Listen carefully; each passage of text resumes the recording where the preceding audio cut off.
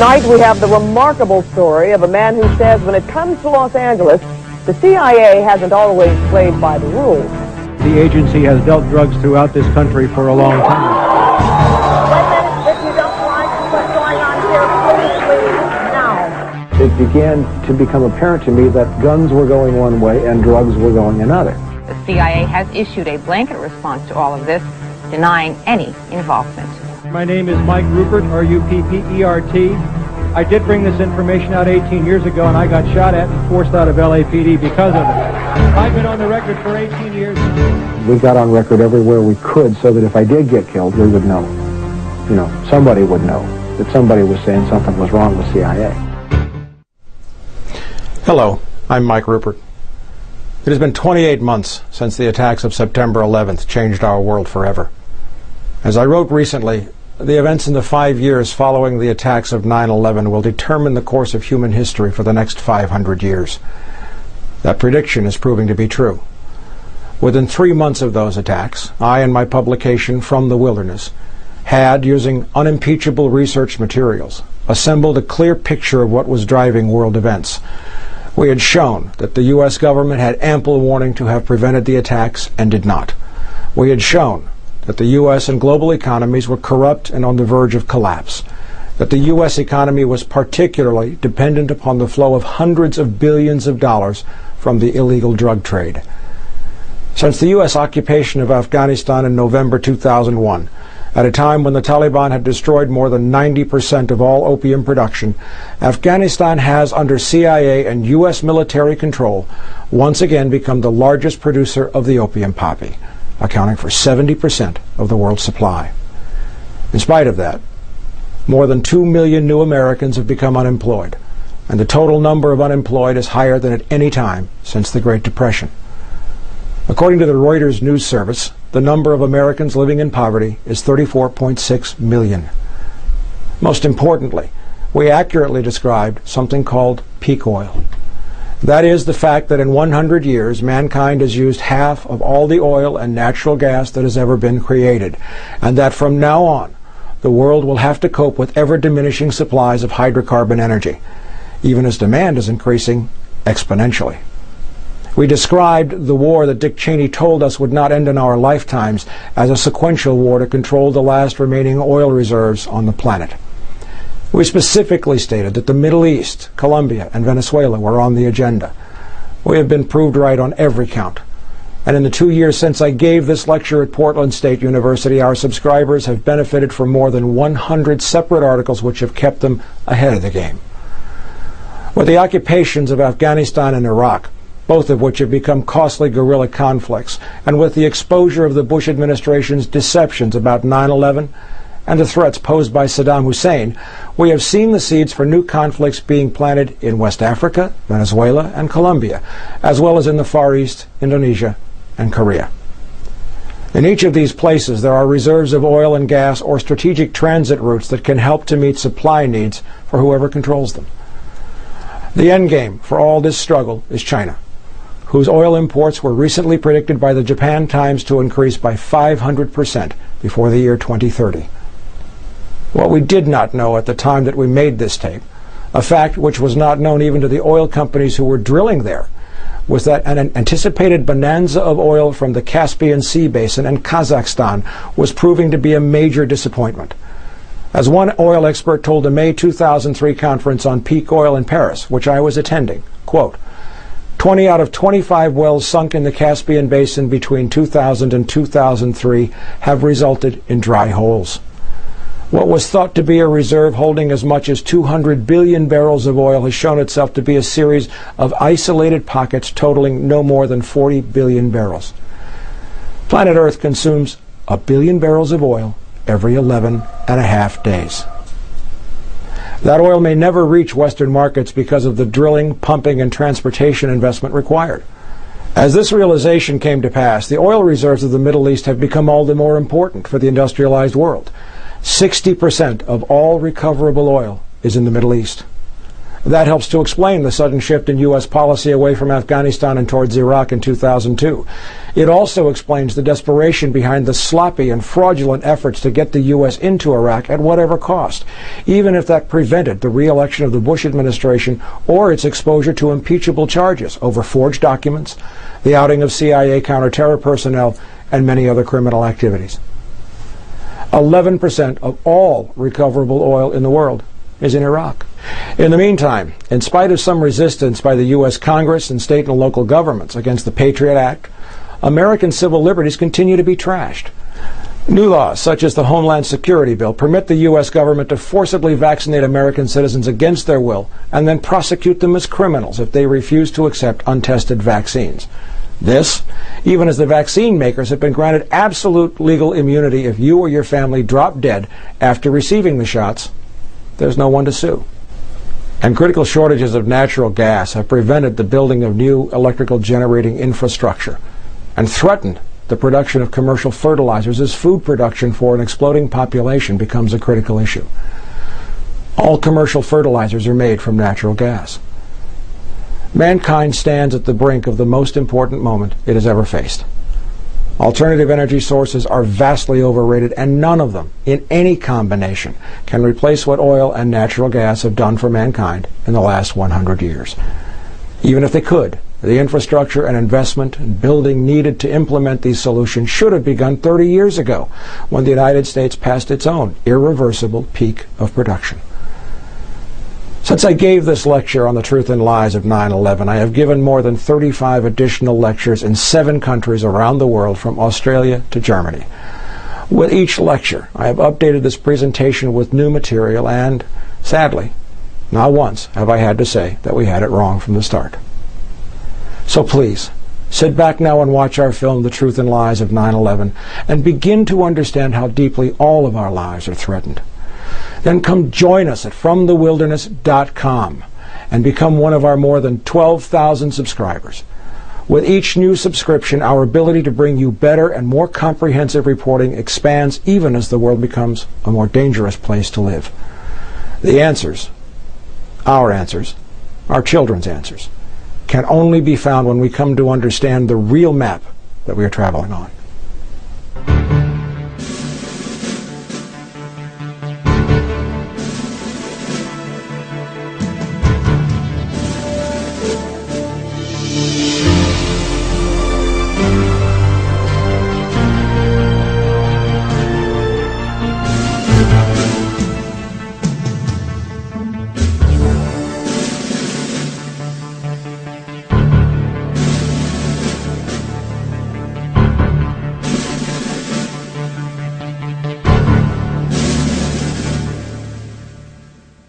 Mr. Speaker, members, I rise today really with a very heavy heart, one that is filled with sorrow for the families and the loved ones who were killed and injured this week.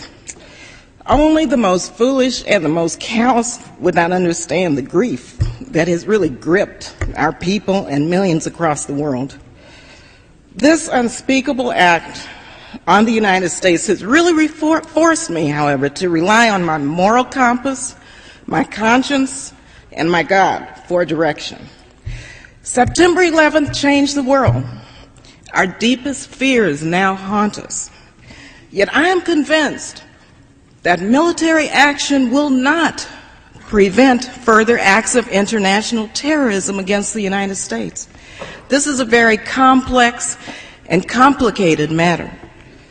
Now, this resolution will pass, although we all know that the President can wage a war even without it.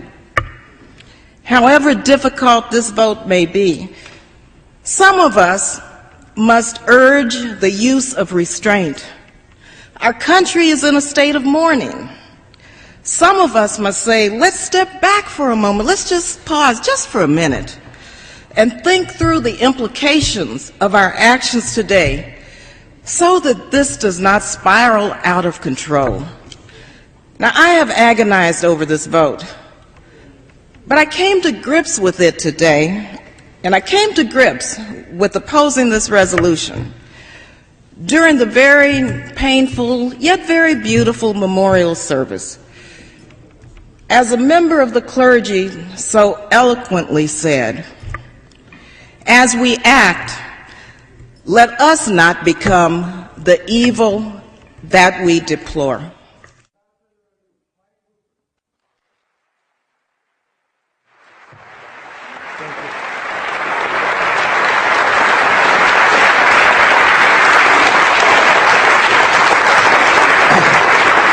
Thank you, Demetrius, and thank all of you. I am unbelievably gratified to see so many people here tonight. I almost got up here and said, "Hi, my name is Mike. I'm an alcoholic," but I think I'm at the wrong meeting, I guess. We're going to talk about a lot of things tonight that are very difficult, a lot of things tonight that are very challenging. A lot of things that will test and try many of us in the months and the years to come. But we're going to have a certain approach to this, and it's the only kind of approach that I have found in 23 years that works when you're challenging a government that no longer serves the interests of the people. I'd like to start off by asking a question, like a show of hands. How many people in the room tonight believe that Lee Harvey Oswald was the lone gunman and solely responsible for the murder of John F. Kennedy? Show of hands. 2 hands, and they're both joking. How many people in the room tonight believe that the war that is now taking place and getting ready to move all over the world is solely the result of the attacks on the World Trade Center on September the 11th? Okay, all right, great. The approach that we're going to take tonight is very straightforward. I was, for some short period of time, not as much as I wanted to be, an investigator with LAPD. I worked narcotics, I was loaned to detectives, I worked a homicide table, I worked a burglary table and an auto theft table for a while. And there is a procedure that you follow when you are presenting evidence. There is a way that you structure evidence to avoid speculation, and there is a way to fight this government. And before we start into the details on September the 11th, I want to show you 2 dramatic examples. I have 2 short clips of video that I would like to show you. And if we can run the first one, this will set the tone for what we're going to talk about tonight and what we're not going to talk about tonight.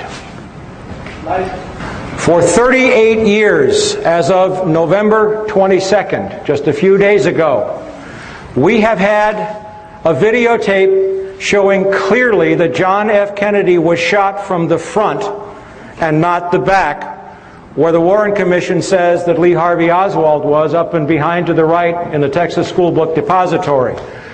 You look at this tape, and there is clear, convincing, incontrovertible evidence.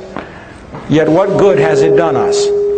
What has it done to change the government? What has it done? What have we, meaning the American people, accomplished with this piece of video that shows his head moving backwards as a result of a bullet impact from the front of his head? It hasn't changed anything. I want you to bear that in mind, because I'm going to use the word "you" a lot tonight. And by you, I mean the American people. I'm talking to you as if I was talking to all 280 million people in this country. And I'm going to say some things that are going to be kind of backing you into a corner. And that is my direct intent. So some of the things we are not going to talk about tonight are speculations about the attacks on September the 11th. We are not going to talk about were there explosives in the building, were the planes piloted by remote control, any of those questions, because those are speculative questions that produce the same kind of results that we just saw on the tape. After 38 years, you can play that all you want, and it doesn't change anything. There are people who have been talking about the Oklahoma City bombing since it happened in 1995. We have videotape of U.S. military personnel machine gunning the Branch Davidians at Waco. We have proof up to galore. We're not here looking tonight for proof. We're not going to go home and have armchair discussions, because what's at stake now is our freedom. What's at stake now is our future. This is no more time to go home, and you'll see that before I'm through tonight. Now, there is another way to take on the government. There is another way to take on the lunacy of the mass media, and that is by using their own statements and their own evidence against them to prove that they are lying. Because if you're in this room tonight, you are probably already the choir.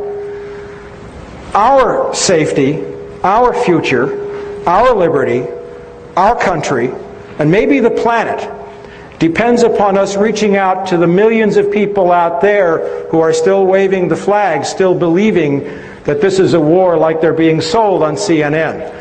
Now, I'm going to play another tape now, and I'm going to show you what happens when you confront the government with their own information head on. This is a confrontation I had with the Director of Central Intelligence, John Deutsch, at Locke High School in 1996 over the issue of the CIA bringing drugs into Los Angeles. I want you to watch his hands very carefully after I confront him. Sir, the man in the leather That's jacket. Congresswoman Juanita Millender McDonald of Compton. I will be coming back Hi. over. I'll put you. I am a former Los Angeles police narcotics detective, and I work South Central Los Angeles, and I will tell you, Director Deutsch, emphatically and Can without you speak equivocation. further into the mic, sir? These mics don't seem to be... I will tell you, Director Deutsch, as a former Los Angeles police narcotics detective, that the agency has dealt drugs throughout this country for a long time.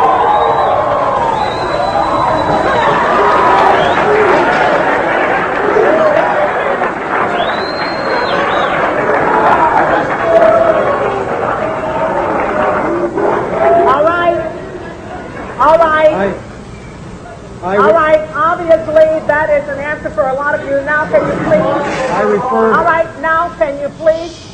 I refer direct... Wait a minute.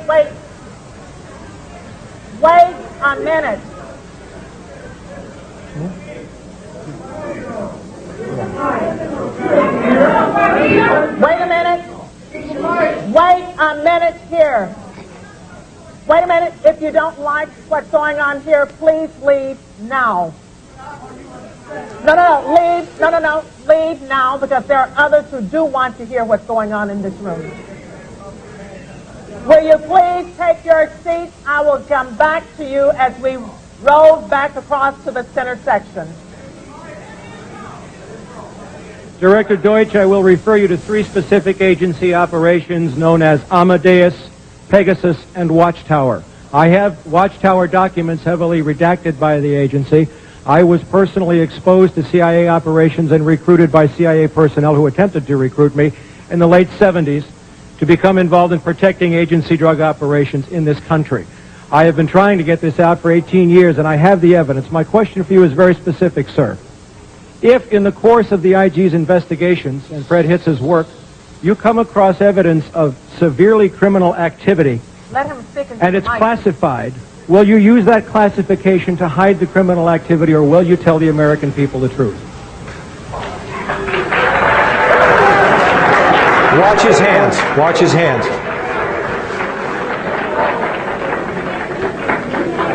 All right, you want to hear the response first from Congressman Julian Dixon and then from the director. Wait a minute. From your, I'm sorry, sir. I will allow the director to speak first and then Congressman Julian Dixon. If you have information about CIA illegal activity in drugs, you should immediately bring that information to wherever you want, but let me suggest 3 places. The Los Angeles Police Department. Gotcha. Please. I'm sorry, others want to hear this answer. I am sorry, others want to hear this answer. It is your choice, the Los Angeles Police Department, the Inspector General, or office of one of your Congress persons from this. I did that 18 years ago, sir, and I got shot at for it. Wait a minute, sir. Wait a minute. And Sir, you have not gotten the mic yet. You are not. But wait a minute, then. Don't speak out of turn. let me say something else. If this information turns up wrongdoing,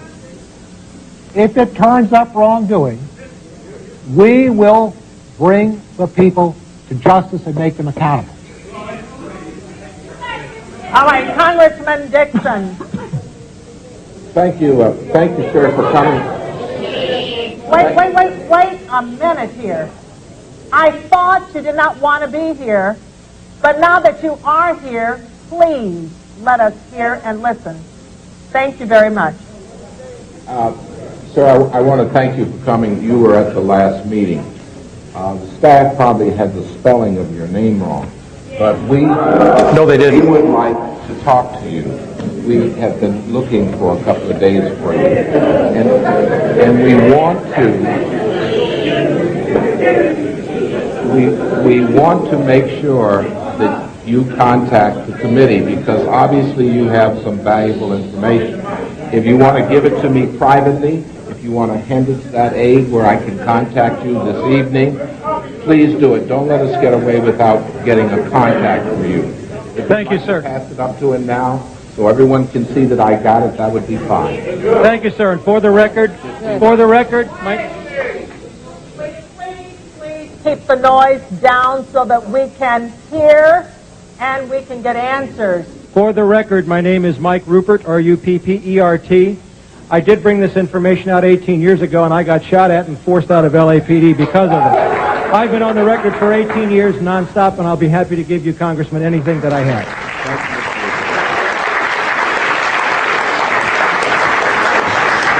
I have to tell you that was probably the most fun I've ever had in my life. Although tonight may top that. If you can kill the blue on the VCR there. What happened after this was John Deutsch was guaranteed an appointment by Bill Clinton to become the next Secretary of Defense. My confrontation with John Deutsch cost him that appointment. My good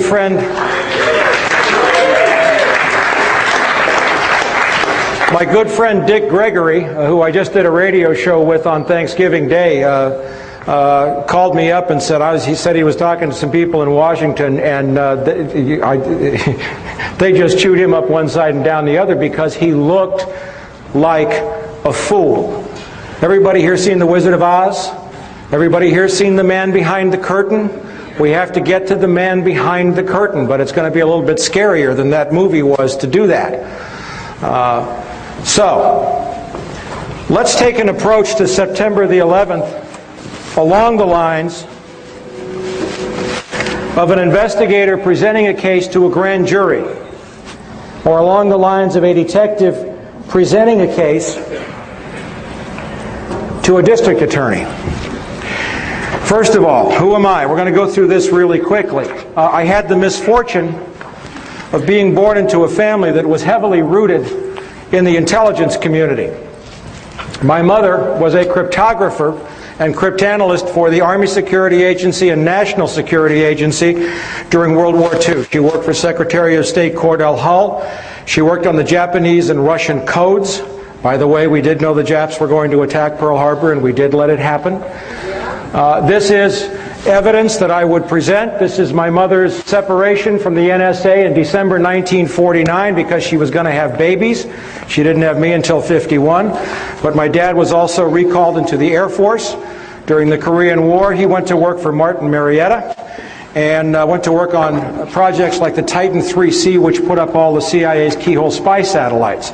Relatives of my father were OSS, that's the forerunner of CIA, and they were career at CIA in Langley. So everybody in the family had a clearance. I used to come home from school and say, "What's for dinner?" And Mom would say, "I can't tell you." That's a joke, I hope. Now what I need is a way to do this so that I don't get them all whacked up here. Continuing with the presentation, there's a couple of points I want to make here in Portland. This is one of my rating reports from LAPD showing an outstanding rating, showing also that I have, especially in the field of narcotics enforcement and investigative procedures, I was loaned to Wilshire Division Narcotics several times and specialized in narcotics. I was even sent to a training school by the U.S. Department of Justice and the DEA, which I attended. You don't get that for writing parking tickets. And the reason why I say this is because the ranking member of LAPD in the room that day when I confronted John Deutsch told Ted Koppel that I had never worked narcotics. And that got me pulled from a live interview with Ted Koppel. The ranking member of LAPD in the room that day was Deputy Chief Mark Croker.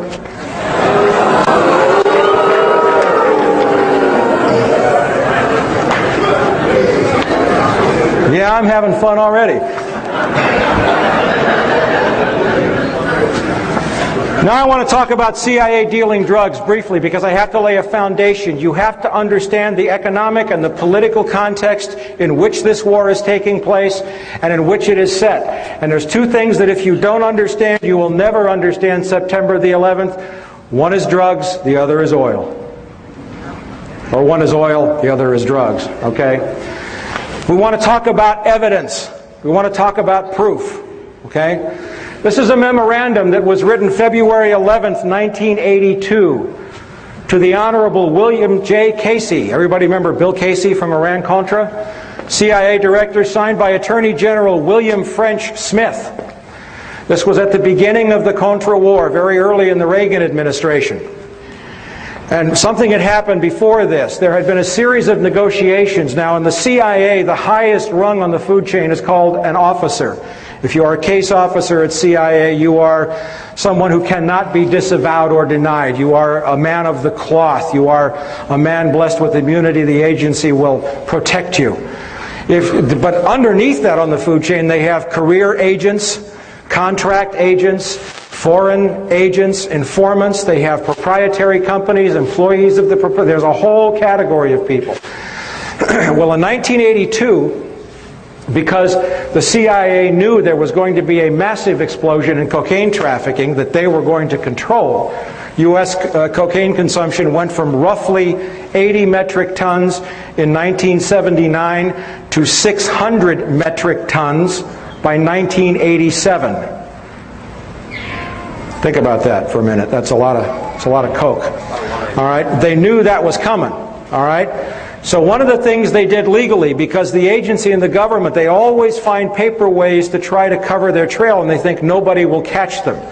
One of my favorite lines of all time, and for the first 100 of you who got here, you got a free copy of my last issue of From the Wilderness, is from Alan Dulles, who, when the Warren Commission report was released, however many volumes there were, and you read those volumes and you know that Lee Harvey Oswald didn't kill John Kennedy. And Alan Dulles said, the American people don't read.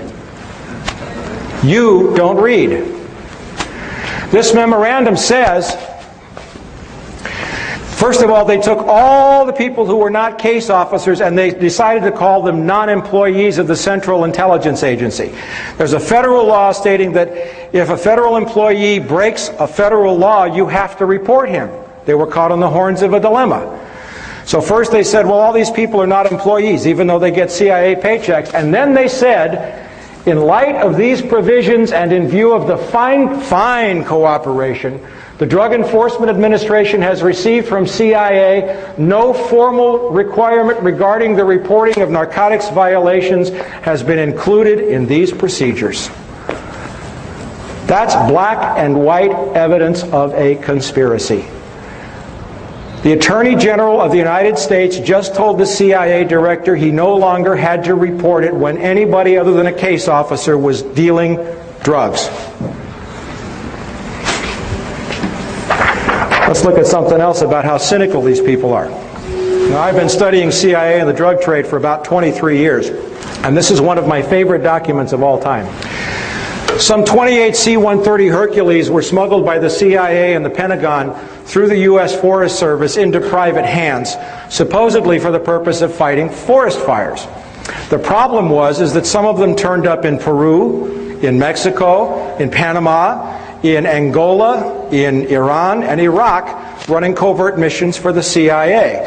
One of these C-130s was caught in Mexico City. Aeropostal de Mexico had it, with $1 billion worth of cocaine on board. The Forest Service, having let these airplanes out, found itself in a kind of embarrassing position. So they had their lawyers work on it, and notice the last sentence.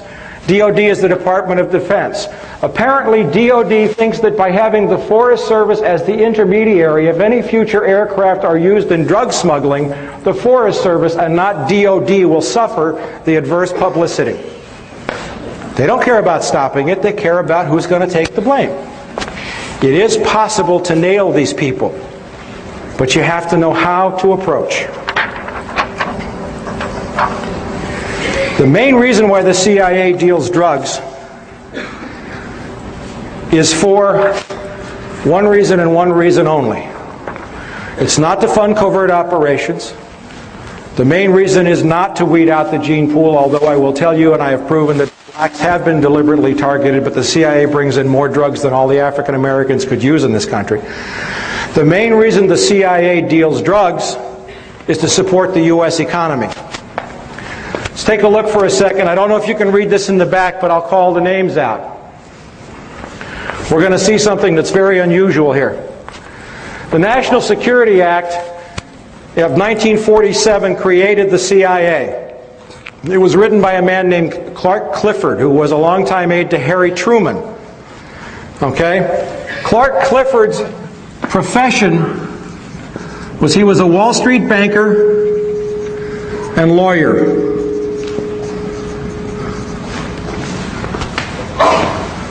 Clark Clifford is also the man who brought a bank called BCCI into the United States in the 1980s, a drug money laundering bank that was exposed for laundering drug money.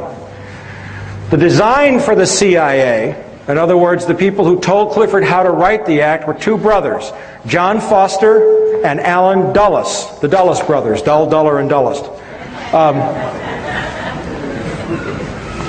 John Foster Dulles was Secretary of State to President Dwight Eisenhower.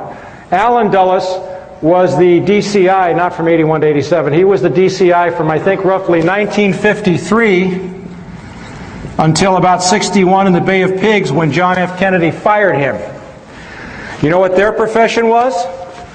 Wall Street lawyers at the law firm of Sullivan and Cromwell, which is today the most powerful law firm on Wall Street.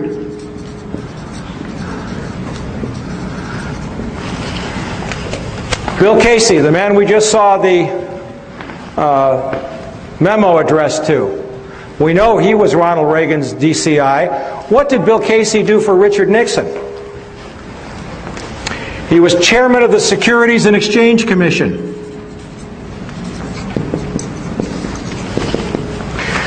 Stanley Sporkin, one of my favorite turkeys, was CIA General Counsel during the 80s. He used to email back and forth with Oliver North. Dear Stanley to Ollie, Stanley to Ollie. It was very funny. Okay? Do you know what he did before he became... No, he was the General Counsel to the SEC. Securities and Exchange Commission, charged with monitoring all securities transactions. David Daugherty, CIA General Counsel after Stanley Sporkin. You know what he does today? The Executive Vice President of the New York Stock Exchange for enforcement. Isn't that great?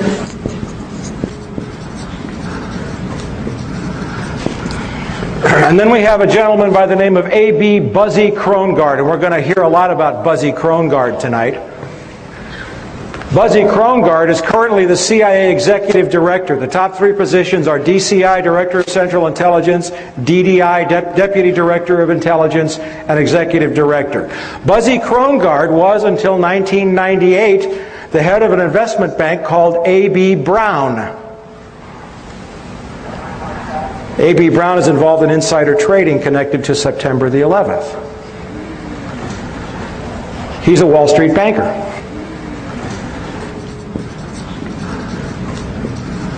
As a matter of fact,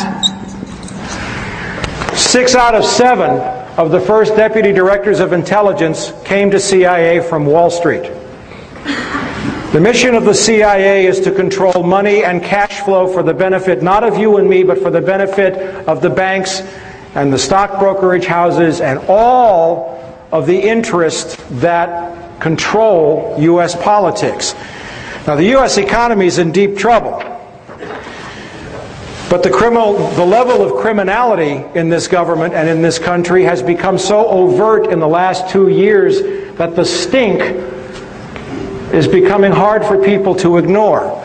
This is a story from the Associated Press, June 27th, 1999. New York Stock Exchange chief, that's a guy by the name of Dick Grasso, hops on an airplane in New York City and flies to Bogota, Colombia, hops in an armor-plated limousine and drives up to the foothills in the mountains that are occupied by the FARC guerrillas, who occupy a third of Colombia. They tax the cocaine. Everybody in Colombia deals drugs. But what did he ask them to do? He asked the FARC guerrillas to invest their drug profits in Wall Street. There's an AP story right there. He didn't say stop dealing drugs, it's bad for our kids. He said, let us manage your drug money. The FARC said, we think we would rather keep our money in Colombia for the benefit of Colombians. Why should we send it to New York? And what happened a year later was Bill Clinton announced Plan Colombia. And don't get me wrong here, Colombia is on the list of countries where this administration is planning to go to war because there's also oil there. All right. Still laying a foundation, but we're getting ready to move into September 11th. Let's look at a little history of the Bush family.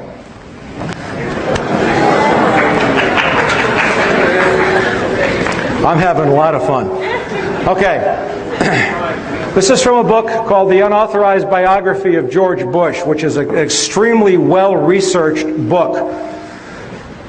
And everything that they put in here is sourced. If we go to George Herbert Walker Bush's father, Prescott Bush, he was the managing director of a firm called Brown Brothers Harriman during the 30s and 40s. Brown Brothers Harriman financed Adolf Hitler before and during World War II. Brown Brothers Harriman got involved with the Hamburg steamship line. They got involved with a number of companies and front organizations that channeled money directly to Adolf Hitler, and they did not stop that relationship when the war began.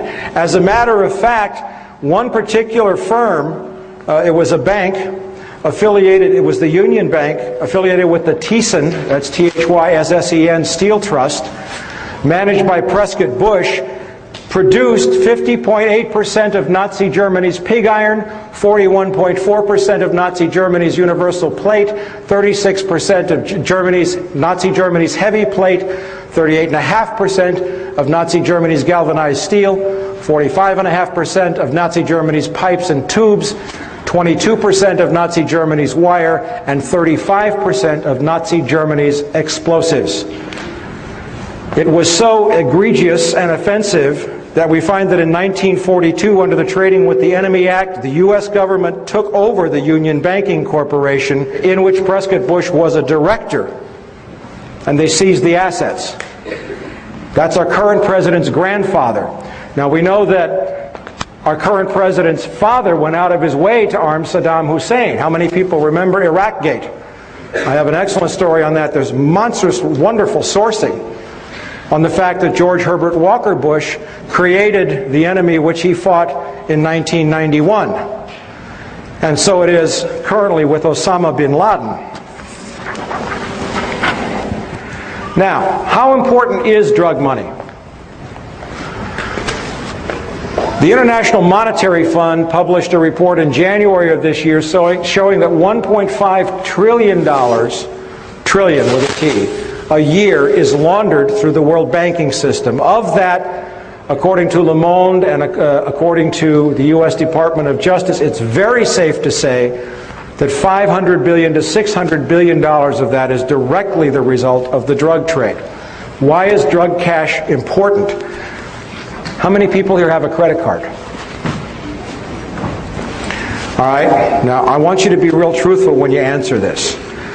When you open your credit card bill every month, what do you look at first? I want everybody to look first at the total balance owing on the card. Raise your hand. How many of you look first at the minimum monthly payment required? How many of you pay your credit cards off in full every month? I'm impressed.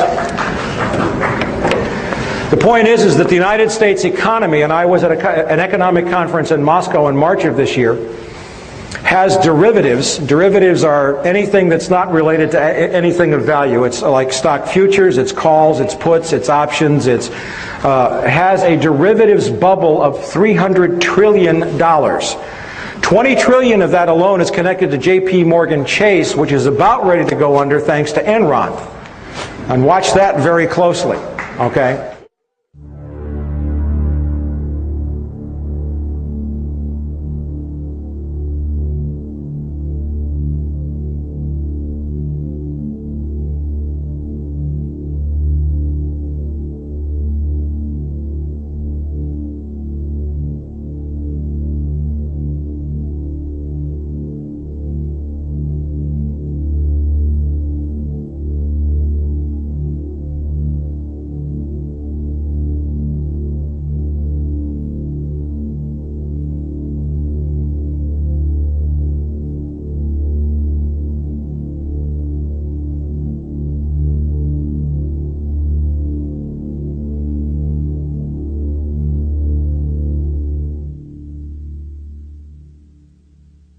Just in March of this year, we had a wonderful piece of evidence come up from Senator Carl Levin's minority report to the Senate Permanent Subcommittee on Investigations, and it was a report on correspondent banks and money laundering. Now, this is a story from the Washington Post dated February 5th. It says, inattention and disinterest by U.S. banks in screening the foreign banks they take as clients has allowed rogue foreign banks, not rogue, and their criminal clients to carry on money laundering and other criminal activity in the United States and to benefit from the protections afforded by the safety and the soundness of the U.S. banking industry, said Senator Carl Levin of Michigan. Specifically mentions J.P. Morgan Chase on the next page. 4,000 offshore banks to launder money into the United States. $1 trillion laundered annually. That's conservative. Money laundered in which the Clinton administration declared a national security threat. Not true. It's a national asset as far as Wall Street is concerned. Carl Levin said $500 billion moved through the U.S. banking system in drug money every year. That's liquid cash. And you want to know how important liquid cash in this was? There's a saying. One of my dear friends and colleagues and mentor, Catherine Austin Fitz, is a former Assistant Secretary of Housing. She was a managing director of Dillon Reed on Wall Street. She says cash flow is everything. And in an economy that's on the verge of a major implosion, without cash flow, the crash is guaranteed. Now, CIA's role is to make sure that as much of that drug money comes through the U.S. economy as possible.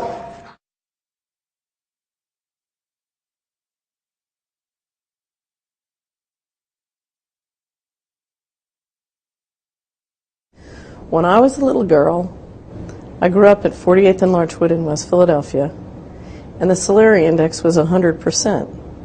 The Solari Index is the index that I use to describe the well-being of a neighborhood. It's the percent of people in a neighborhood who believe that a child can leave their home, go to the nearest place to buy a popsicle, and come home alone safely. It was unthinkable that a child wasn't safe at 48th and Larchwood in West Philadelphia in the 1950s. The Solari Index was 100%, and the Dow Jones Index was probably about 500. Today, it's reversed. The Dow Jones Index is very high at about 10,000, and the Solari Index is at very low in West Philadelphia and very low throughout the United States. And why is that? It's because one of the ways that we've financed the growth of multinational corporations and big banks and the rise of the Dow Jones is by selling narcotics to our children. It's one of the most profitable businesses in America. About a year ago, I gave a speech called How the Money Works in Organized Crime to a wonderful group of people in Philadelphia. They have a conference every year. They go off into the woods for about 3 days and talk about how they can help our culture, our world spiritually evolve.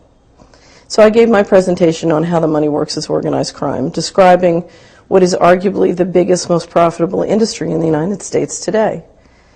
And towards the end, we were discussing the fact that the Department of Justice estimates that the United States is the leader in laundering organized crime profits of about $500 billion to $1 trillion a year. So I asked the audience, what would happen if we stopped being the worldwide leader in laundering $500 billion to $1 trillion a year? And they said, well, you know, if we stopped, our mutual funds would go down in price, the stock market would crash. I said, well, what else would happen? So they said, well, you know, we might have trouble financing the government deficit because, in fact, the people who control 50 years of accumulated profits, that's a lot of capital that we need to finance our deficit.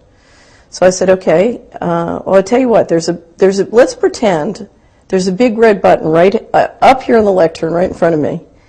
And if you push that button, you can stop all organized crime in America, and you can stop America laundering $500 billion to $1 trillion of organized crime profits every year. Who here will push the button? And out of 100 people, only one person would push the button. And I said, okay, so what you're saying is you want a whole armada of people to sell drugs to your children and grandchildren to keep your mutual funds up and your government checks coming. And they said, yes, that's right. Now, there are many ways to change that. There are many ways to re-engineer our financial system and our resources so that the Solari Index and the Dow Jones can be friends.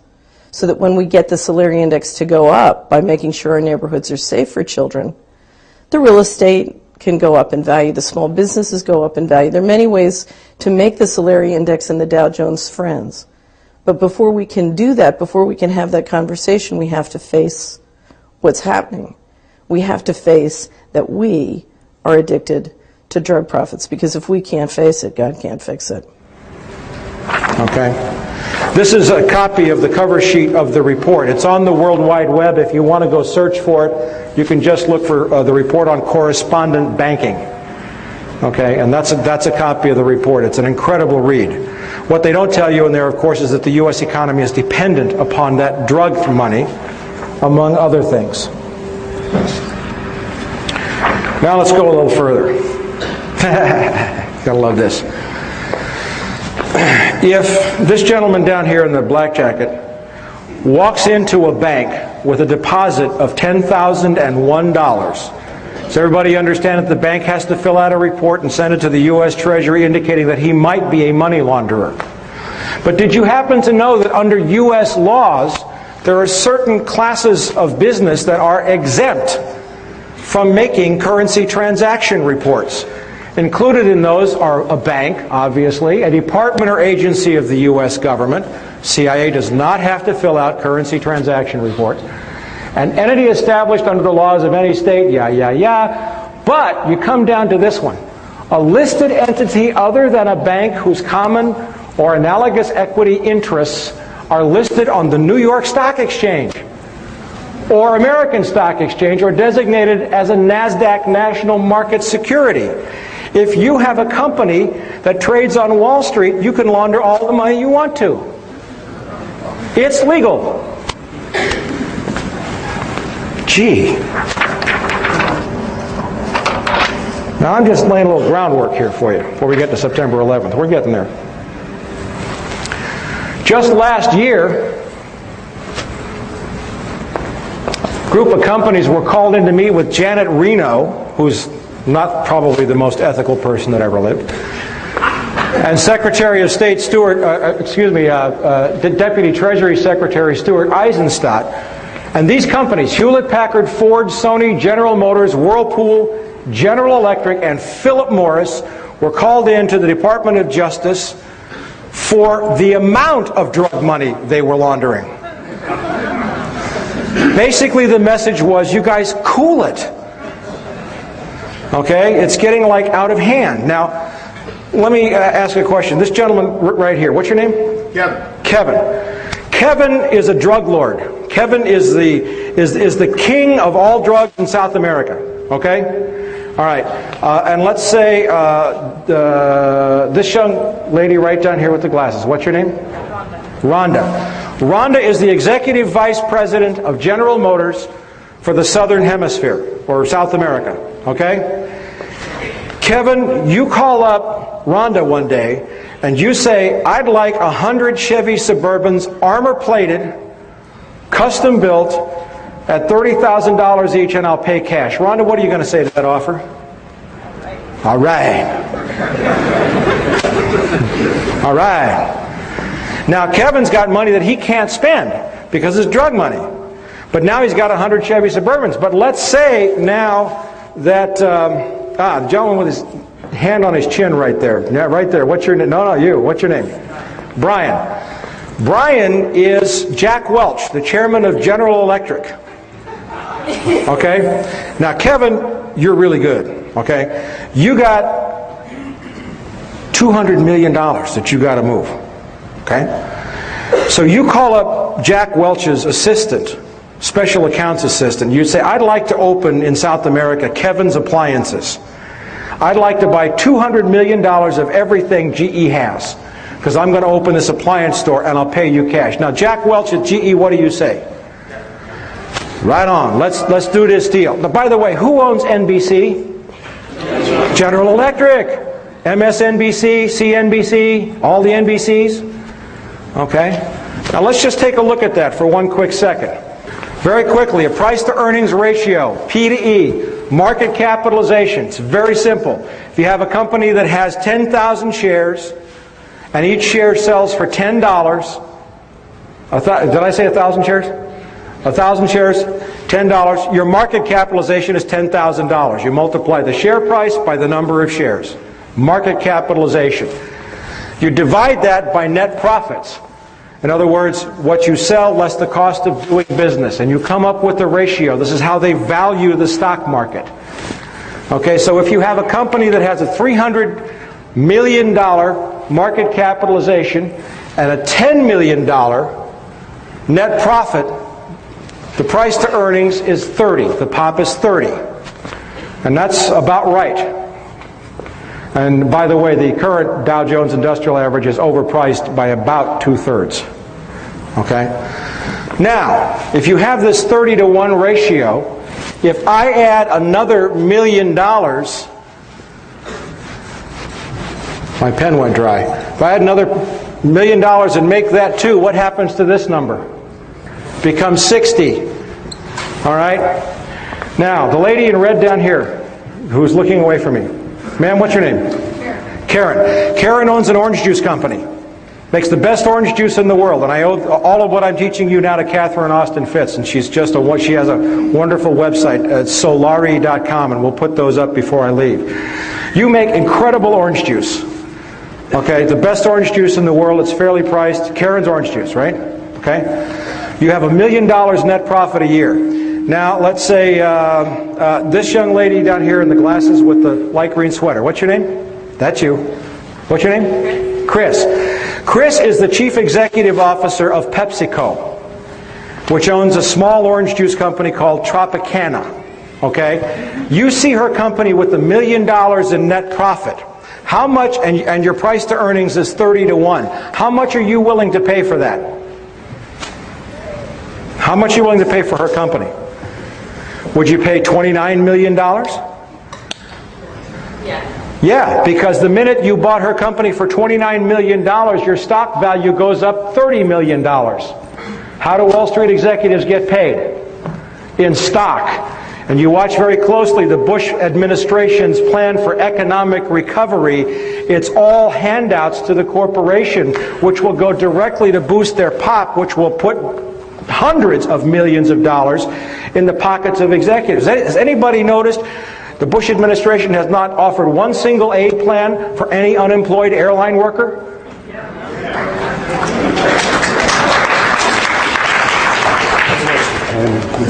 All right, let's get down and dirty here. Oh, one more thing.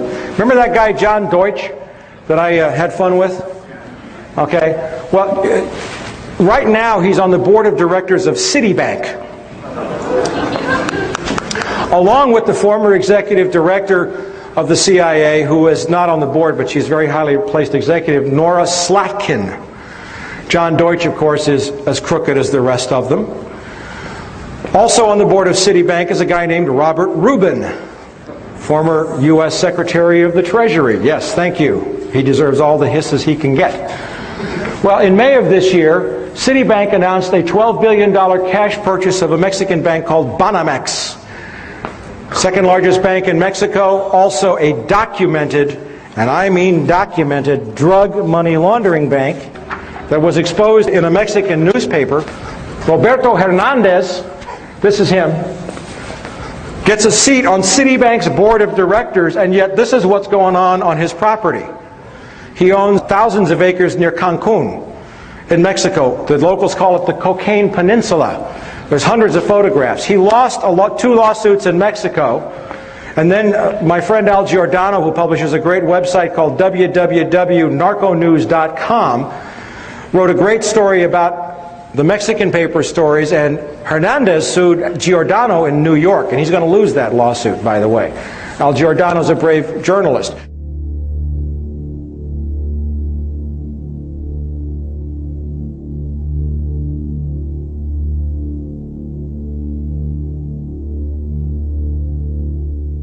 But the point I'm making with this is that the criminality had gotten so out of hand by May of this year that Citibank would openly buy a known drug money laundering bank and put the drug money launderer on its board of directors. That's the need for drug cash in the U.S. economy right now. By the way, Citibank's record of involvement in drug money laundering is extremely well documented in the Wall Street Journal and the New York Times. It laundered some, I think, $300 or $400 million for Raul Salinas de Gortari, the brother of the former Mexican president. Now let's go to some other things that are going on in the economy so that we set you up to understand what's going on around September the 11th. The U.S. economy is being looted. Anybody here remember the savings and loan scandal? You know, the gang that's in the White House is the same gang that brought us the savings and loan scandal? That took $500 billion out of your pockets. Well, here's some new developments in the government. And by the way, I'm not a Democrat or a Republican. Bill Clinton's a sleazebag too. Okay? That so-called liberal put almost a million nonviolent drug offenders in prison to boost the shares of companies like Corrections Corporation of America and Wackenhut. He destroyed many of the welfare laws, and one is not better than the other. But notice this, HUD loses, HUD, Housing and Urban Development, $59 billion. When was the last time you lost $59 billion? This was from testimony in Congress by Susan Gaffney, Inspector General of HUD. And you know what HUD said they did when they couldn't figure out where the money went? We made an adjustment in our checkbook. Where's that money going? You'll find out before we're through. Now, if you thought that was bad, the Defense Department cannot account for $1.1 trillion that seems to have vanished within the tangled system of financial accounting put in place by private contractors. Do you know who the private contractors are? Lockheed Martin and DynCorp. Okay? HUD. Oh, I dropped a microphone. I have more microphones on me than the FBI has in my living room.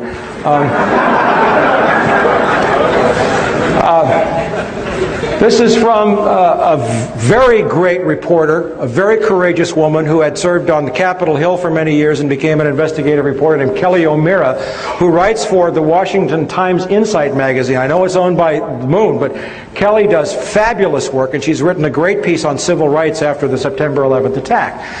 The point is that $4.4 trillion in adjustments to the Pentagon books had to be cooked to compile the required financial statements, and that $1.1 trillion of that amount could not be supported by any reliable information.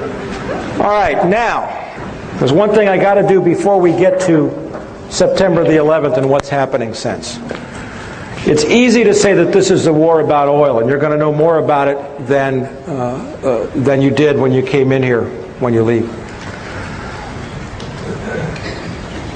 The entire world economy is on the brink of a major collapse. 2 days before the attacks on the World Trade Center, I issued an emergency bulletin to all of my subscribers. And by the way, there's a table over here, and those of you who would like to subscribe, we have the information there for you. I'll put a website up. We also have videotapes of a lecture on Wall Street's War for Drug Money, which is like 2 hours on what I did with the economy that I gave at the USC School of International Relations last December, and we have those tapes over there. I think Chris Milligan's over there somewhere. Chris, wherever you are. But I issued a bulletin saying that we were on the brink of an economic collapse that would make 1929 look like a picnic. And in the 3 weeks prior to the attacks, the Dow had dropped almost 900 points.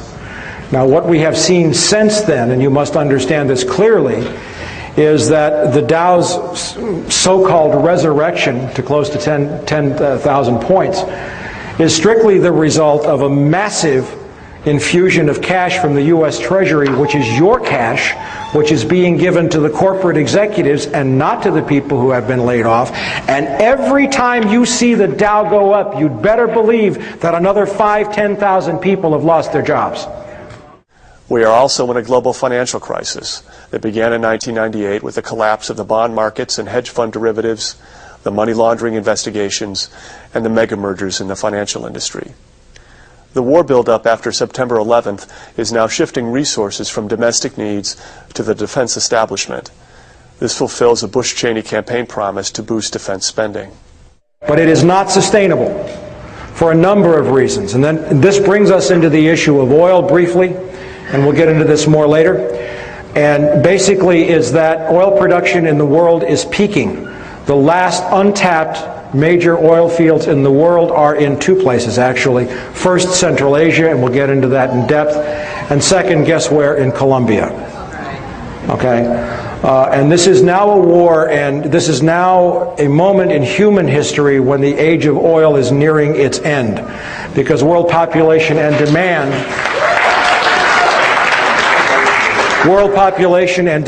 will exceed production sometime within roughly the next 10 years.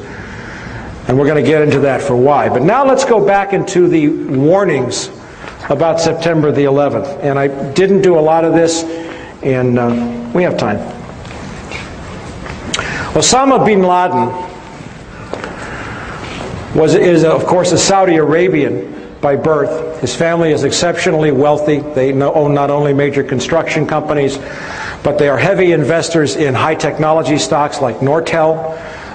They have a piece of Pepsi, I think, and Coca-Cola. They're into everything. They're very wealthy. In 1976, Osama's older brother Salim bin Laden hired a man in Texas by the name of Jim Bath, who has CIA connections, to handle all the investments in the United States for the bin Laden family. Jim Bath also happens to be a personal, almost lifelong friend and former Air National Guard pilot with George W. Bush. And immediately after Jim Bath made the arrangements took over the bin Laden family's finances,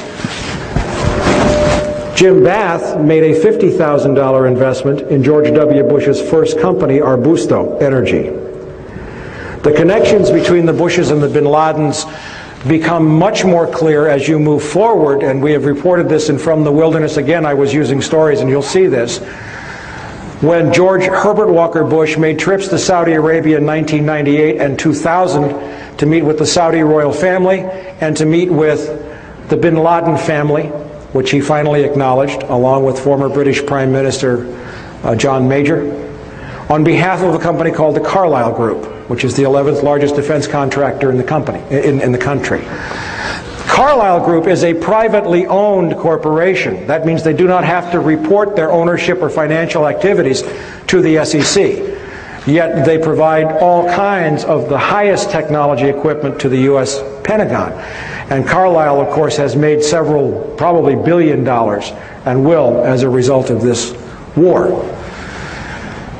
In that context, Osama bin Laden went to Afghanistan in 1979, 1980, maybe the early 80s, to fight the Russians, and he was supported by the CIA. And it's interesting to note that when the Russians invaded Afghanistan, 0%, and this is from Professor Alfred McCoy of the University of Wisconsin, who's also one of my subscribers, in a great book called The Politics of Heroin. 0% of the U.S. consumption of heroin came from Pakistan, Afghanistan before the Russian invasion. By 1985, 86, 40% of the heroin in the United States came from that region, all controlled by the Central Intelligence Agency. And Osama bin Laden came up under a guy named Gulbuddin Hekmatyar, who ran 6 heroin labs, all protected by the CIA and controlled by the agency. He has been a CIA asset for a long period of time. We'll see more about that. He is a CIA creation. Now we come to September 11th, and we're going to go into a timeline here, and I have written several stories, and I was on the radio here with Sheila Hamilton at KPAM just a few days after the attacks, and I was saying the U.S. government knew these attacks were going to take place and did not stop them. And I keep building to that evidence, but I'm going to show you a couple of things now. Not by any means all of the evidence that I have of foreknowledge, but just a couple of telling points. Israeli security issued urgent warning to CIA of large-scale terror attacks. And this is a long story saying that the Israeli Mossad knew that the attacks were going to take place. They knew that the World Trade Center were the targets. This is from the British paper The Telegraph. Two senior experts with Mossad were sent to Washington in August to alert the CIA, and so on and so forth. This is just one of probably 24 examples that I have that are absolutely specific. Now bear in mind that if what I'm showing you is known overtly through the media, how much more does our $30 billion intelligence community know? There's a recurring theme out there that maybe the Israelis did this. You hear that in some right-wing circles. Horsepucky. They didn't do it. They were warning the U.S. hand over fist, and the U.S. did not listen because it needed the attacks. And you will be convinced of that. But here's one of the most telling pieces of evidence that I found.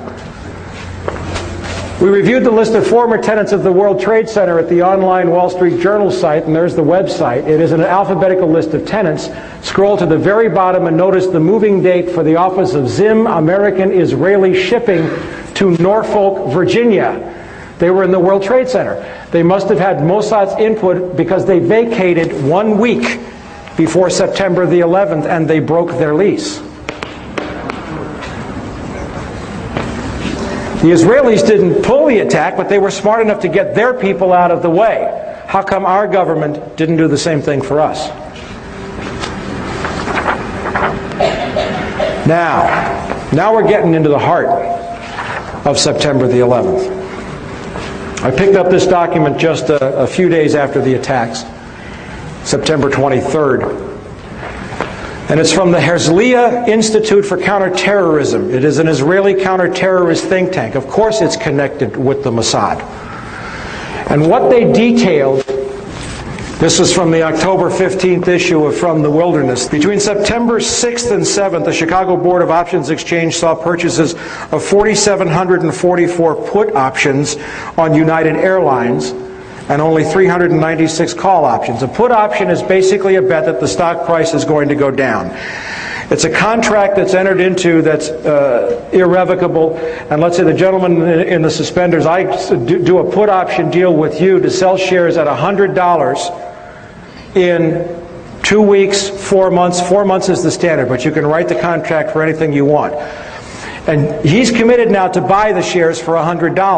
Well, if I know that the attacks are going to take place, I don't have to deliver the shares until the contract matures.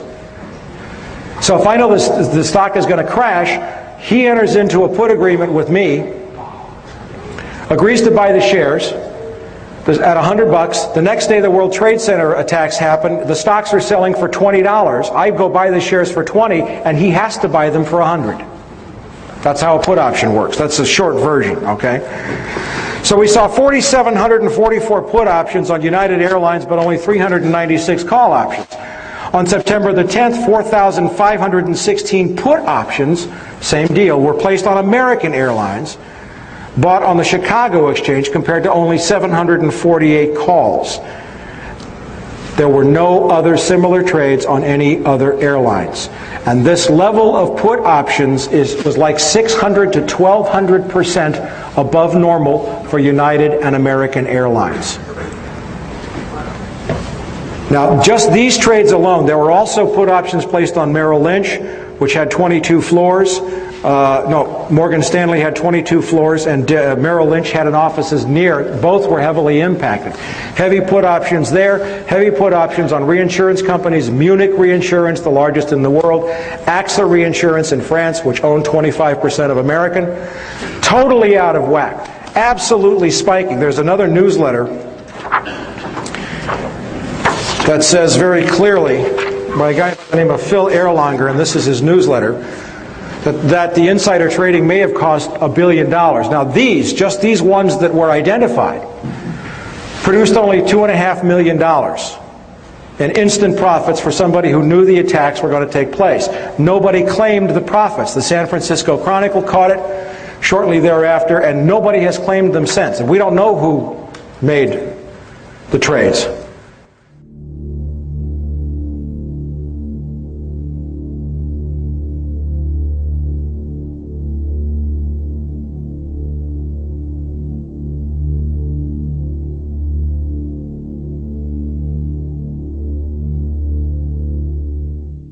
But what did the Herzliya Institute for Counterterrorism tell us?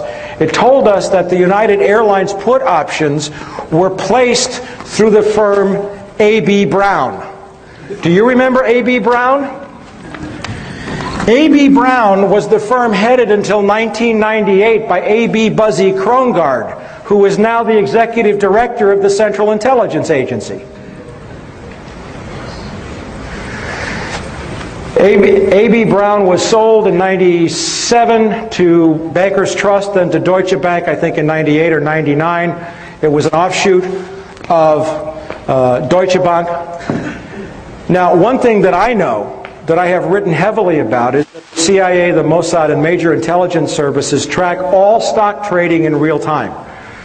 On my website, you'll see stories about Promise software, and it's very long to go into, but it's a very sophisticated software.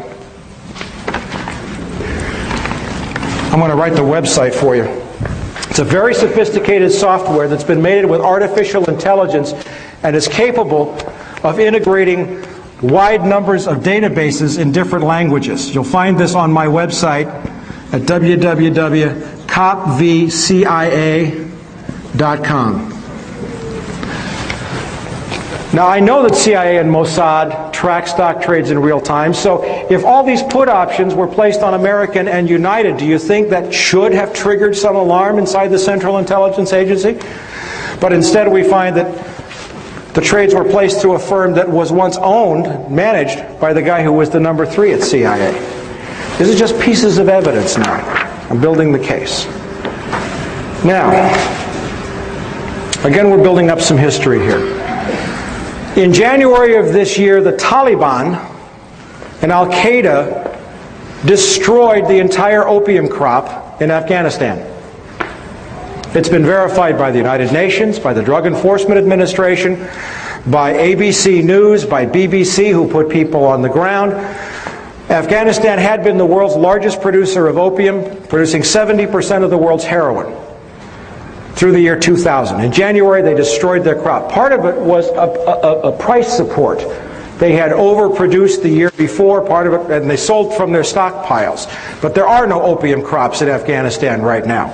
They've all been planted, of course, since the Bush administration and the CIA have lifted the ban, and everybody can go back to work and the CIA can move the heroin again.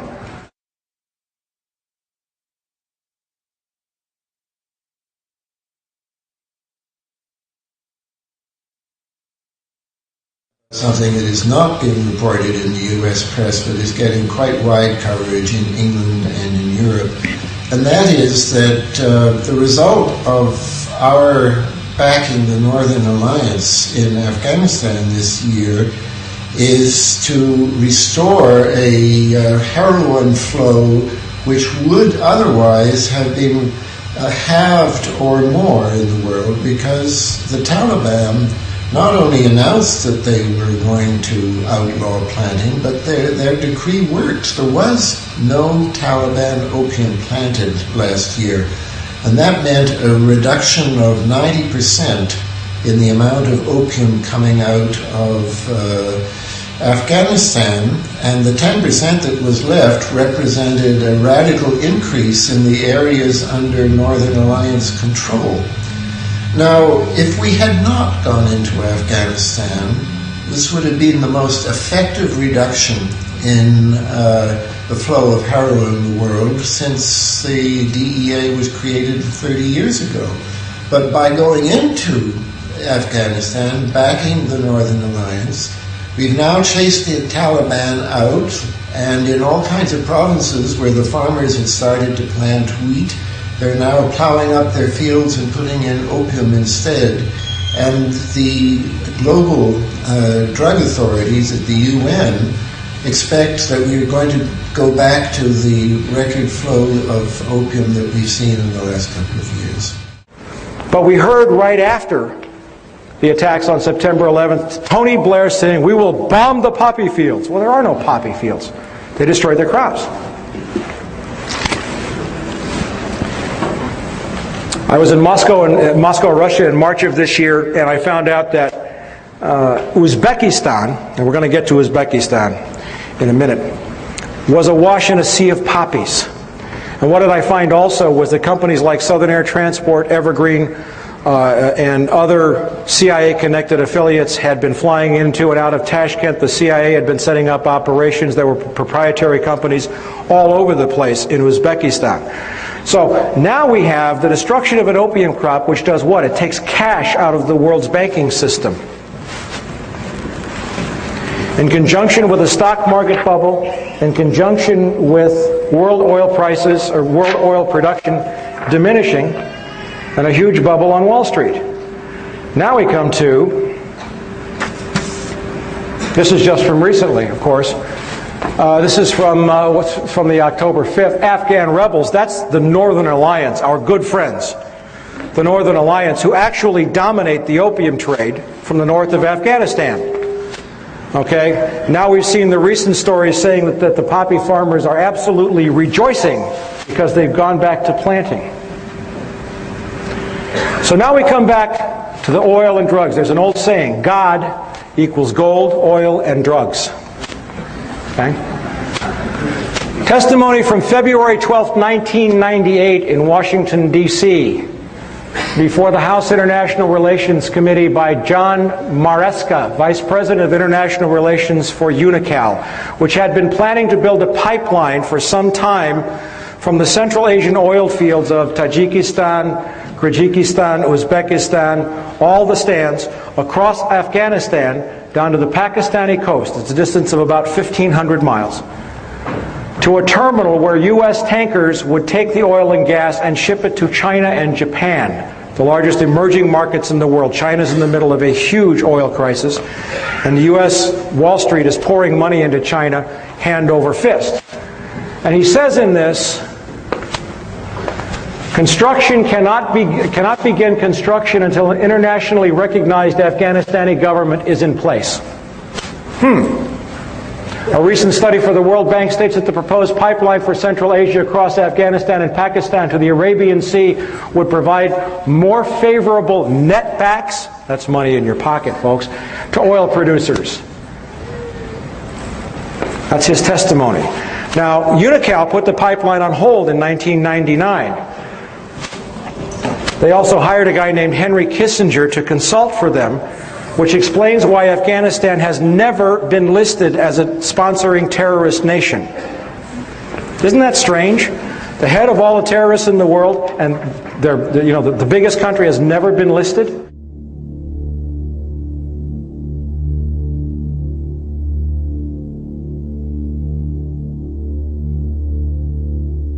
Okay, U.S. companies to invest in Pakistan oil and gas sectors. This is from a Pakistani newspaper, the Frontier Post. The date is, what is the date? October 10th. And what this says, now October the 10th is after we've gone to war, after the attacks on World Trade Center, after we know, is anybody surprised at how quickly we kind of won in Afghanistan? Okay.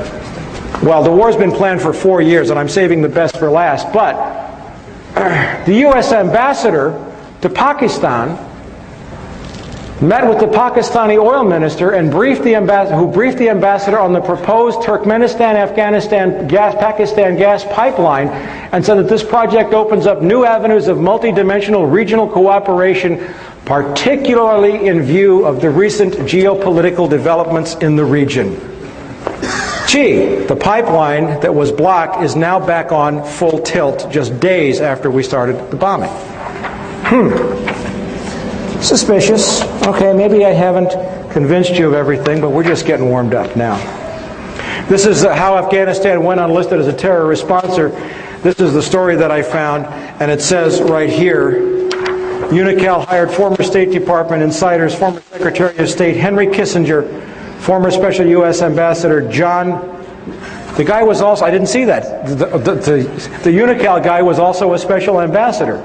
And Robert Oakley, a former U.S. ambassador to Pakistan. You're going to love where Henry Kissinger turns up in this, by the way. All right. This is one other thing about Kissinger. Chinese oil firm picks Kissinger as advisor. This is from November 4th. Thank you. The Chinese National Offshore Oil Company has hired Henry Kissinger to head its foreign advisory board. Now, Kissinger's got the Pakistan end and he's got the China end of this oil pipeline. Who does Henry Kissinger front for? Rockefeller. Very good. David Rockefeller. Who's that? Zbigniew Brzezinski. Zbigniew Brzezinski was counselor for strategic and international studies, professor of American foreign policy at Johns Hopkins, national security advisor to President Jimmy Carter, trustee and founder of the Trilateral Commission, member of the Council on Foreign Relations, international advisor to several major corporations, associate of Henry Kissinger, also worked for Ronald Reagan in intelligence capacities. Co-chairman of the Bush National Security Advisory Task Force in 1988. What a guy. Zbig. Now, if you want to get really, really, really, really angry, go buy this book. It's called The Grand Chessboard. American Primacy and Its Geostrategic Objectives. Written by Zbigniew Brzezinski in 1997. I'm going to read you some quotes from that book.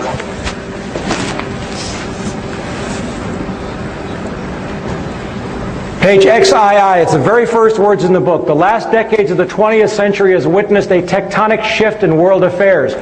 For the first time ever, a non-Eurasian power has emerged not only as a key arbiter of Eurasian power relations, but also as the world's paramount power. The defeat and collapse of the Soviet Union was the final step in the rapid ascendance of a Western Hemisphere power, the United States as the sole and indeed the first truly global superpower. Page XII, it's in the preface. But in the meantime, he says, it is imperative that no Eurasian challenger, Eurasia is everything in between roughly east of Germany all the way to the Pacific Ocean, south through the Indian subcontinent, includes the Middle East. It's imperative that no Eurasian challenger, by that he means Russia or China, emerges capable of dominating Eurasia and thus of also challenging America. The formulation of a comprehensive and integrated Eurasian geostrategy is therefore the purpose of this book, Geostrategy, Eurasia. The attitude of the American public toward the external projection of American power has been much more ambivalent. The public supported America's engagement in World War II largely because of the shock effect of the Japanese attack on Pearl Harbor. It gets worse. For America, the chief geopolitical prize is Eurasia. Now a non-Eurasian power, that's us, is preeminent in Eurasia, and America's global primacy, isn't that arrogant? America's global primacy is directly dependent on how long and how effectively its preponderance on the Eurasian continent is sustained. What he's saying is that if the U.S. wants to stay top dog, we have to control Eurasia. America's withdrawal from the world, or because of the sudden emergence of a successful rival, would produce massive international stability. It would prompt global anarchy. You know what he's saying there? Yeah, a little global anarchy would probably be a damn good thing right now. What he's saying there is, if we don't control the world by whatever means necessary, the world's going to be miserable. He didn't ask my opinion. Did he ask yours? Okay. In that context, how America manages Eurasia, do we manage people around the world? Is that our job? Is critical. Eurasia is the globe's largest continent and is geopolitically axial. A power that dominates Eurasia would control 2 of the world's 3 most advanced and economically productive regions. A mere glance at the map also suggests that control over Eurasia would almost automatically entail Africa's subordination, rendering the Western Hemisphere and Oceania, that's Australia, for all of you non-academics, geopolitically peripheral to the world's central continent. About 75% of the world's people live in Eurasia, and most of the world's physical wealth is there as well, both in its enterprises and underneath its soil.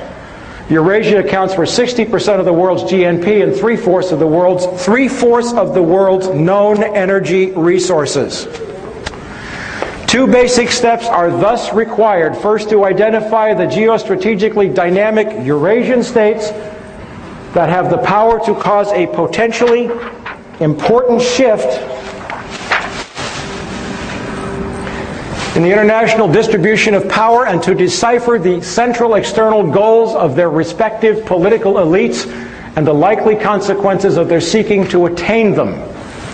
Second, to formulate specific U.S. policies to offset, co-opt, and or control the above. The man is talking about co-opting, controlling, managing, subverting nations and peoples and economies. To put it in a terminology that harkens back to the more brutal age of ancient empires, the 3 grand imperatives of imperial, listen to this, of imperial geostrategy are to prevent collusion and maintain security dependence among the vassals, to keep tributaries pliant and protected, and to keep the barbarians from coming together. That's on page 40. I'm telling you, you got to buy the book. Now we get really serious. On page 95, Uzbekistan, with its much more ethnically homogeneous population of approximately 25 million and its leaders emphasizing the country's historic glories, has become increasingly assertive in affirming the region's new post-colonial status.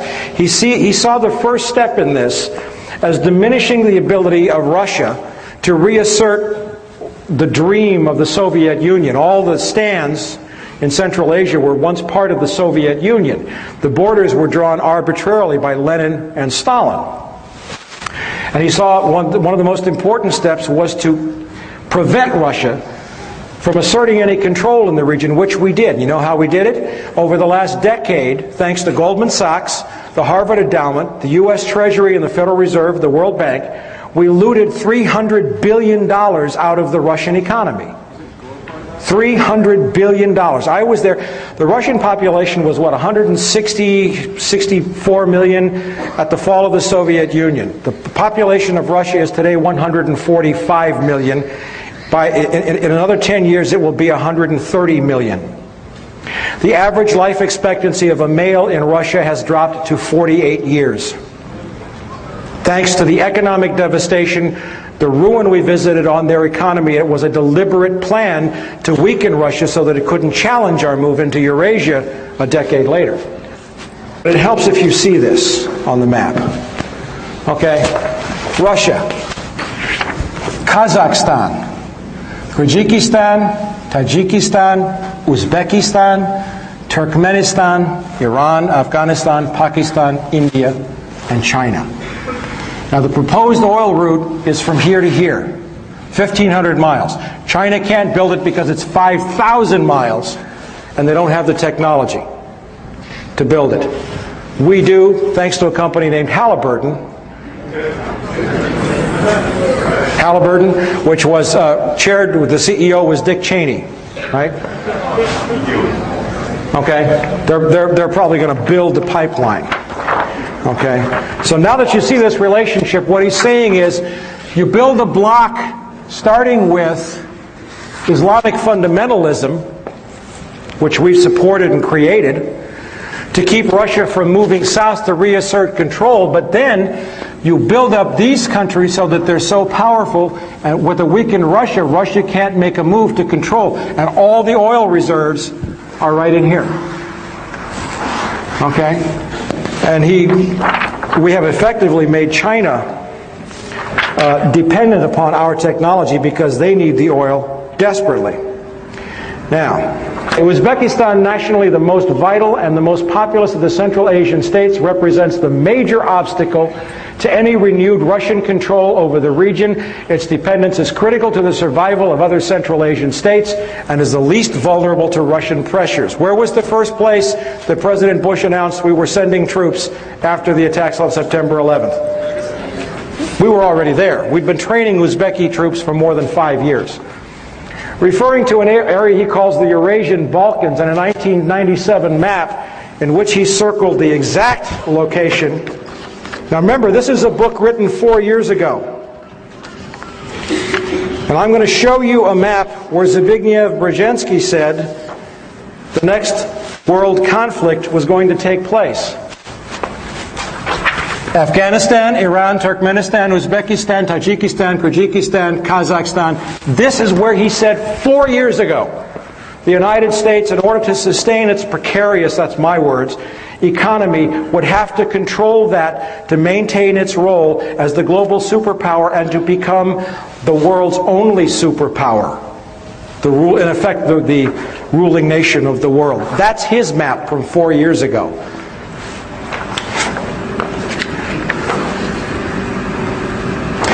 Referring to an area he calls the Eurasian Balkans and a 97 map in which he circled the exact location of the current conflict, describing it as the central region of pending conflict for world dominance, Brzezinski writes, moreover, that the Central Asian republics, are of importance from the standpoint of security and historical ambitions to at least 3 of their most immediate and more powerful neighbors, namely Russia, Turkey, and Iran, with China also signaling an increasing geopolitical interest in the region. And he really lets his hair down. More important as a potential economic prize, an enormous concentration of natural gas and oil reserves is located in the region, in addition to important minerals including gold. Didn't know about the gold, did you? The world's energy consumption is bound to vastly increase over the next 2 or 3 decades. Estimates by the U.S. Department of Energy anticipate that world demand will rise by more than 50% between 1993 and 2015, with the most significant increase in consumption occurring in the Far East, China.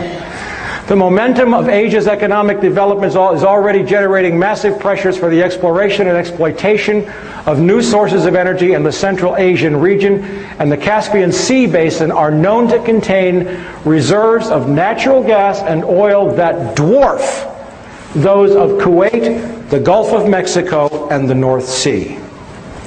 Once pipelines to the area have been developed, Turkmenistan's truly vast natural gas reserves augur a prosperous future. He's talking about the pipelines.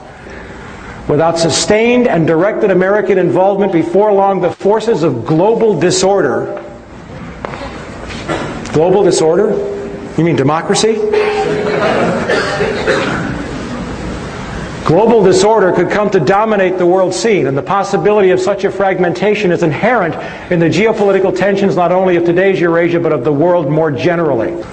The most immediate task is to make certain that no state or combination of states gains the capacity to expel the United States from Eurasia, or even to diminish significantly its decisive arbitration role.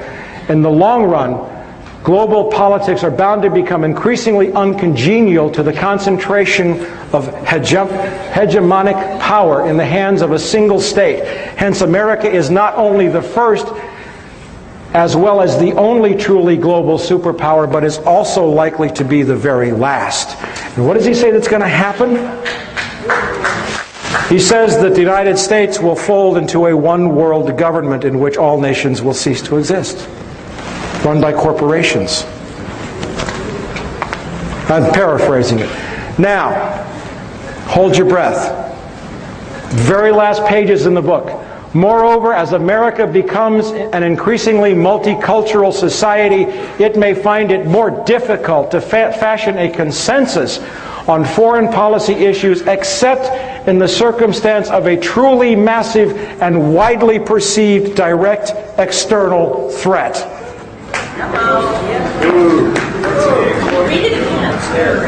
Read it again, she said. Maybe I should read this with a German accent. Wait a minute. Moreover, as America becomes an increasingly multicultural society, it may find it more difficult to fashion a consensus on foreign policy issues, except in the circumstance of a truly massive and widely perceived direct external threat.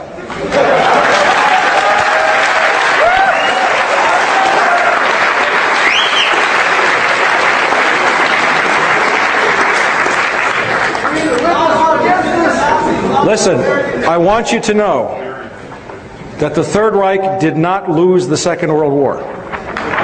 It just changed venues. Now we're going to close with a summation. And you all are still with me. Nobody's fallen over in their chairs, right? Can I have a minute to take a hit off my Pepsi here?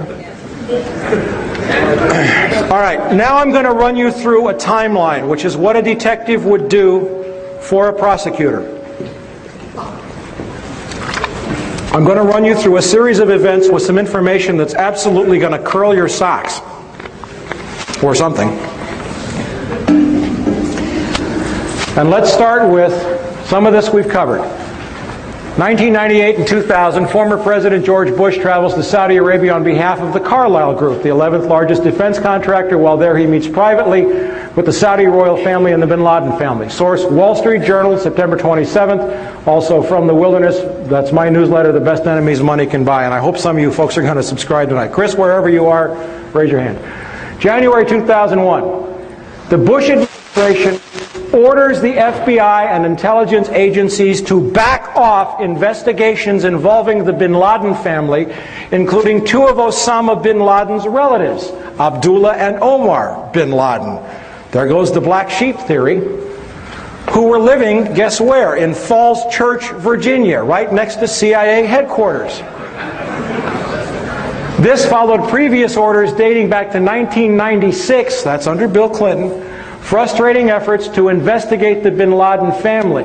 Source, BBC Newsnight correspondent Greg Palast. And on the TV broadcast, he actually held up an FBI national security report showing that the Bureau had been ordered to leave the bin Ladens alone. By the way, this is just for your edification. This is a copy of the BBC report showing that the Bush administration ordered the FBI to stop investigating the bin Laden family in January, right after taking office.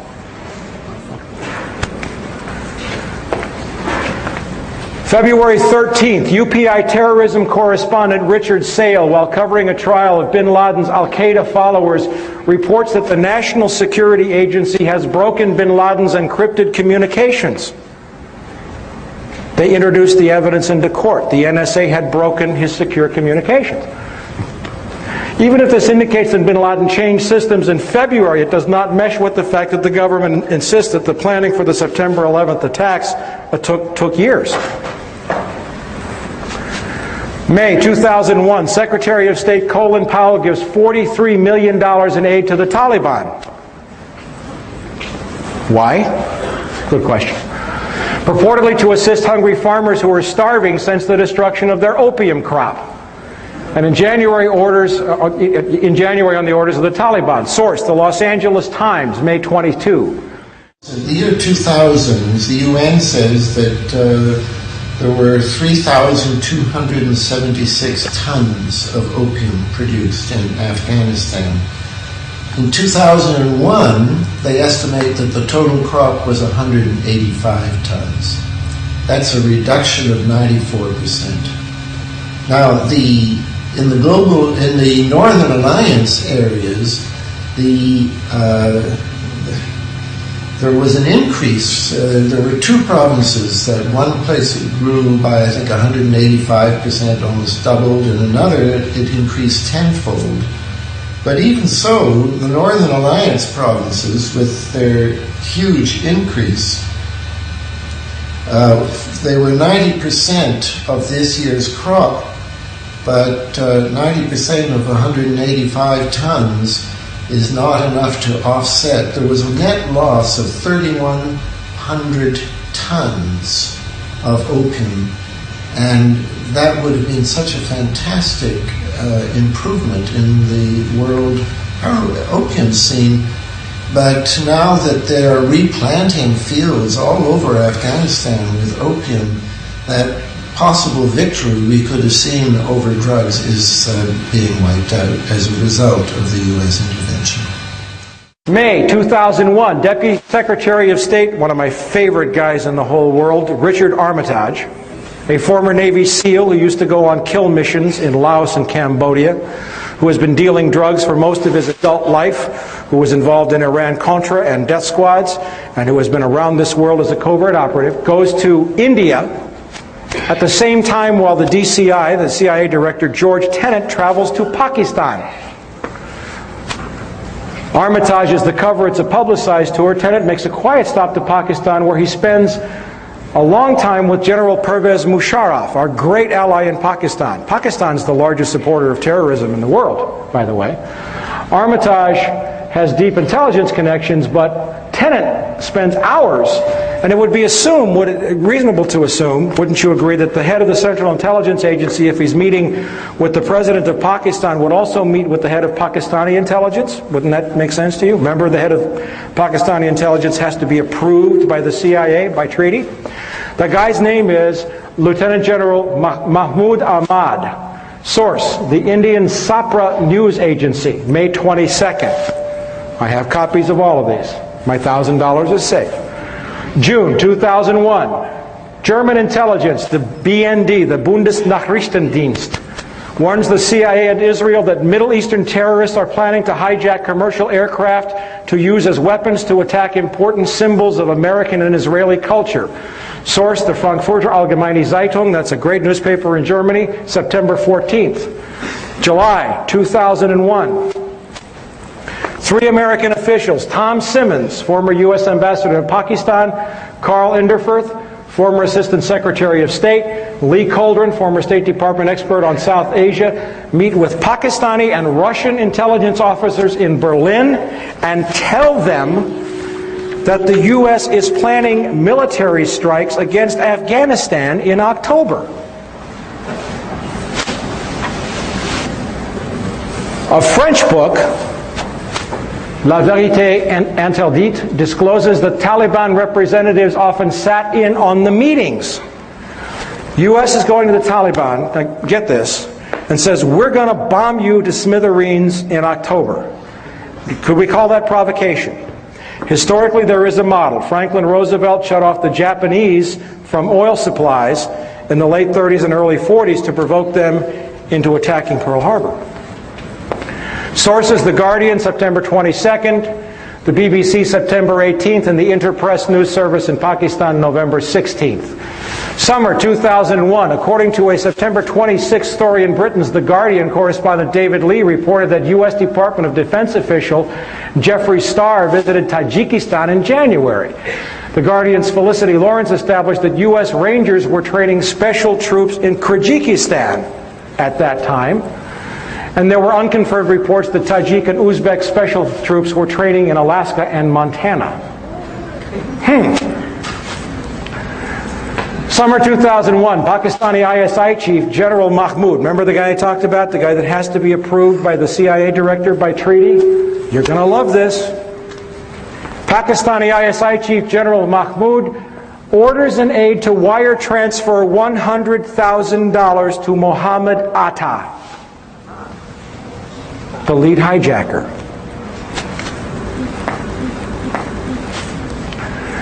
who was, according to the FBI, the lead terrorist in the suicide hijackings. Mahmoud recently resigned after the transfer was disclosed in India and confirmed by the FBI. Source, The Times of India, October 11th. Our allies wiring $100,000 to the lead hijacker before the attacks. Summer 2001, an Iranian man phones the U.S. law enforcement to warn of an imminent attack on the World Trade Center in the week of September the 9th. World Trade Center, September the 9th. German police confirmed the calls but state the U.S. Secret Service would not reveal any information. I got this from the German news agency Online, i.e. September 14th, 2001. August 2001. The FBI arrests an Islamic militant linked to bin Laden in Boston.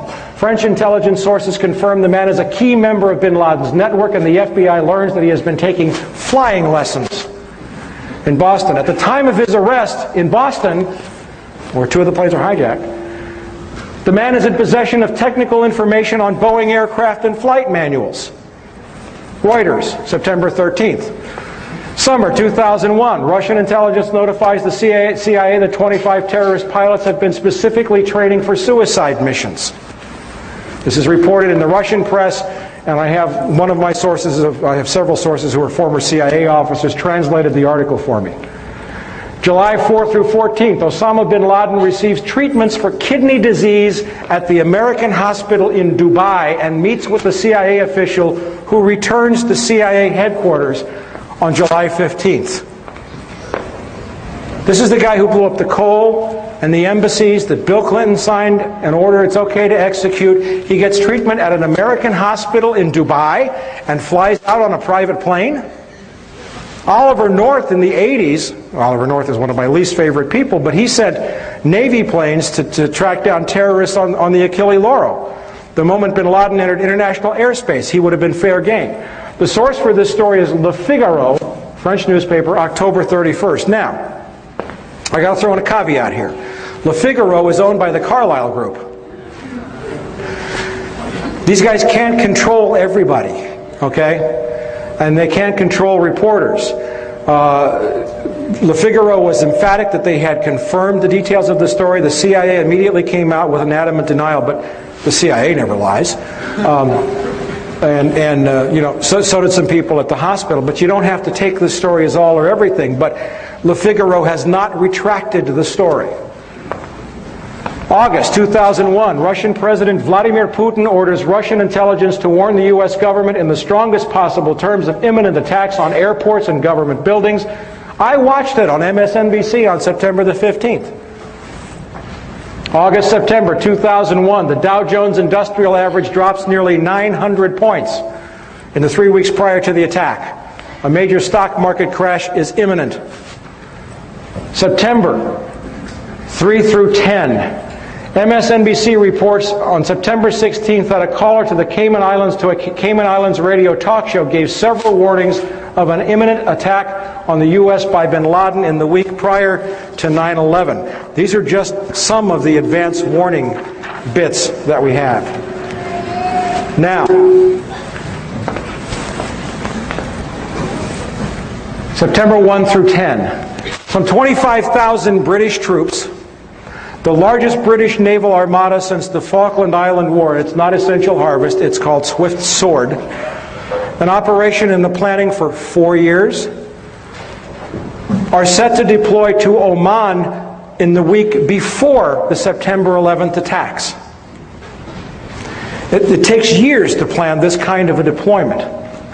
And yet the British government had been planning it for 4 years. After the attack on the 11th, there was a slight hiccup. They waited, but the deployment went ahead as scheduled, supposedly to support the U.S. But you have to understand, I don't know how many veterans we have in this room, but you have to understand that it takes months and months and months to deploy these kinds of personnel, yet they're already set to go to Oman. At the same time, 2 U.S. aircraft carrier battle groups happen to be rendezvousing off the Pakistani coast. This is not a normal deployment. The Pakistani coast is not the Persian Gulf, it's the Arabian Sea. Yet we have 2 aircraft carrier battle groups off the Pakistani coast, and at the same time, some 17,000 U.S. troops joined more than 23,000 NATO troops for Operation Bright Star in Egypt. Fully deployed, combat ready, locked and loaded. All before September the 11th. Is this suspicious? I think so. September 6th through 7th. We have the 4,744 put options on United Airlines, CIA monitoring stock trading in real time. September 10th, 4,500 put options are purchased on American. September 6th through the 11th, no other airlines show any similar trading patterns to those experienced by UAL and American. The put option purchases on both airlines were 600% above normal. September 6th through 10th, put options on Merrill Lynch, Morgan Stanley, AXA Reinsurance, and Munich Re. It has been documented, and I talked about this through the Promise software, that intelligence agencies routinely track the stock trading. And I'll tell you what I think, an opinion here, happened, is that someone at CIA told the head of A.B. Brown, and the head of A.B. Brown decided to make himself a little money on the side, and he got caught because the stock market was shut down because, well, we'll come to that in a second. General Mahmoud of the ISI, the guy that wired $100,000 to Mohammed Atta, the guy that had to be approved by the CIA, happened to be in Washington on September the 11th. He had arrived the week before. I think he was discussing war plans. That's from MSNBC. September the 11th. For 35 minutes from 8:15 a.m. until 9:05 a.m. with it widely known to the FAA and the military that 4 planes had been simultaneously hijacked and taken off course. No one notifies the President of the United States. It is not until 9:30 that any Air Force planes are scrambled to intercept, but by then it is too late. This means that the National Command Authority waited for 75 minutes before scrambling aircraft, even though it was known that 4 simultaneous hijackings had occurred, an event that has never happened in history. Sources: CNN, ABC, MSNBC, the Los Angeles Times, and the New York Times. And if you go to my website, you will see the beginning of a fabulous series of articles out of Canada. They've established clearly, using documents that have now been taken down off of U.S. Air Force websites, that it is a matter of routine policy on the FAA and the U.S. Air Force to scramble a jet the instant any airliner is hijacked without waiting for an order from the President. What does that mean, to scramble? I don't know. You put them up in the air and make them go intercept the jet, not shoot it down, but you put a fighter aircraft in the airspace with the hijacked airliner. It's FAA routine procedure. It doesn't require an order from the President of the United States. Remember Payne Stewart? Remember his airplane? Remember it went off course? It was off course for no more than 10 minutes, and fighter jets had been scrambled to fly along beside it. Now, if we have 4 simultaneous hijackings, why were no planes scrambled to intercept those planes for 75 minutes? The Andrews Air Force Base website has taken down information saying that it maintained a ready response scramble force to protect the skies over Washington, D.C. Presidential order is not necessary to intercept an aircraft. It is necessary to shoot down an aircraft. And yet the government has committed a lot of lies. Dick Cheney has lied about U.S. Air Force response. I used to work outside Andrews Air Force Base. I saw F-16s, F-18s, F-15s taken off all the time. So they took down that site? They have changed the site. It has been archived and saved. If you go to my website, go to the articles, you can get links to the way it used to read. Okay? All right. September 13th. China is admitted to the World Trade Organization after 15 years of unsuccessful attempts. The vote was taken, it was just ratified about a week ago, but that was the vote. Nobody noticed. September 15th, the New York Times reports that Mayo Shattuck III, the head of A.B. Brown in the United States, resigned effective immediately without explanation. The insider trading, September 15th was the first day that the stock market opened after the attacks. September 29th, the San Francisco Chronicle reports that $2.5 million in put options on American Airlines and UAL are unclaimed. This is the result of the suspension in trading. Nobody showed up to claim it. October 10th, the Pakistani newspaper Frontier Post reports that Ambassador Wendy Chamberlain has called on the Pakistani oil minister. The pipeline is now a go. Mid-October 2001, the Dow Jones is back up near 10,000 as a result of the massive looting, outpouring of cash. Gonna love this one. One of my dearest causes in the whole world, I have a couple of monthly columns in magazines, one of which is High Times, believe it or not. And, that's a strange thing for an ex-narc who hasn't had a beer or a joint. I've had no mind-altering chemicals in 18 years.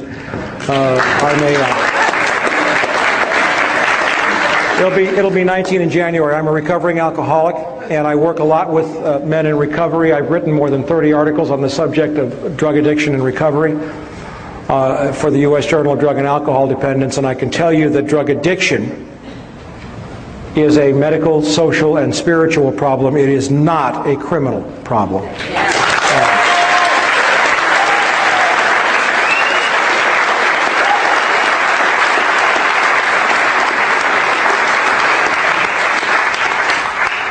And one of the most frightening things that I saw in the wake, and we're going to wind this up here, and I'm going to hit you with everything that I got. One of the most frightening things that I saw in the wake of the attacks was a story that showed right here, this is from the New York Post, that the two companies, most of you know that some 30 to 40% of the prison inmates in this company are housed by private corporations who trade their stock on Wall Street based upon the number of human beings that they're housing in prison. That's what our economy has evolved into. We are a search and destroy economy. A snake eating its own tail is not nutritious, yet that's what we're doing. And I saw that the stocks of these two companies, Corrections Corporation of America and Wackenhut, went up 300% in the, 2 weeks after the attacks. And not only that, you read this story and there was an urgent request outside of the budget for 40,000 new prison beds. That's before the next year's budget. Now, does anybody here think there are 40,000 Islamic terrorists in this country? Who are those beds for? I'll tell you when I get there, you know? Okay? But the Bureau of Prisons budget request next year is supposed to ask for something, and this is not confirmed, but I've heard on the order of 400,000 new prison beds. Maybe more. Do you have that on your site? What I just showed you was in one of the issues of the newsletter on the site, yes. Now, in January of this year, when the Bush administration took office, these are the folks that brought us savings and loan with Lockheed, Martin, DynCorp, looting $2 trillion out of the Department of Defense, $59 billion out of HUD. That's to sustain this bubble, to maintain the grip on power of this CFR trilateral group that has taken us into a war for Central Asian oil before the age of oil ends. And in January I said, they're going to go after Social Security. You mark my words. The savings and loan was just a warm-up.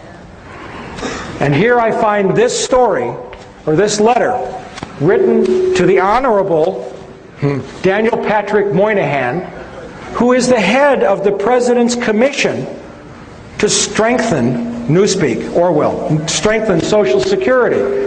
And the letter is from two members of Congress. It's from Henry Waxman, I don't have the second page, and one other member of Congress. And you know what they're saying?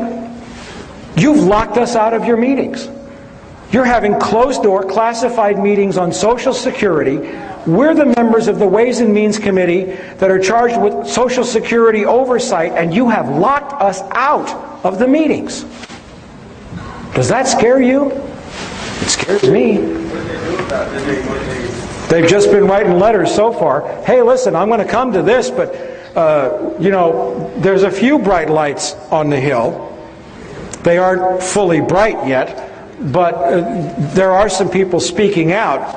And in the wake of the total assault on American civil liberties, Patrick Leahy, forgive me,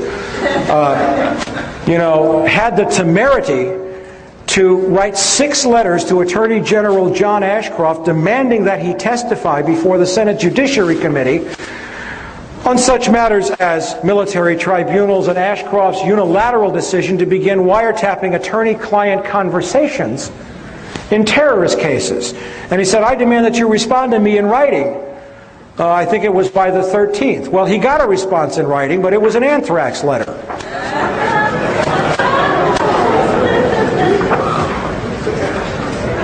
You notice they're only going to Democrats? All right, now let's look at this. H.R. 3162, the Patriot Act. Hey, let's hear it for the Patriot Act.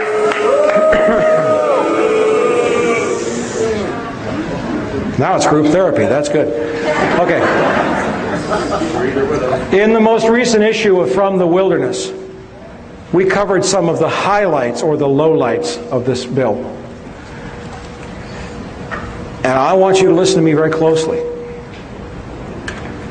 This is your Constitution. We're coming now to pay the bill for the price that you, and remember how I defined you at the beginning of this presentation, as all of the American people who failed to reconcile accounts after the assassination of John Kennedy, of Bobby Kennedy, of Martin Luther King, of Iran-Contra, of Vietnam, of Panama, of savings and loan, of the genocide of 2 million people in Rwanda, of the rendering to radioactive waste of large portions of Iraq with depleted uranium that's contaminated with plutonium, the displacement of 1 million people in Colombia within the last year. The bills are coming due, and now it's your turn to pay. The Patriot Act that was passed just recently includes several provisions. First of all, the FBI can enter your home in a criminal investigation. I think it's criminal. They might have said terrorist. It doesn't make any difference how you define it. When you're not there, without a search warrant. They may seize whatever they want to seize and use it to convict you in a court of law for a crime when you didn't even know they came. Now, how many people know that the Fourth Amendment to the United States Constitution is supposed to protect us against unreasonable searches and seizures?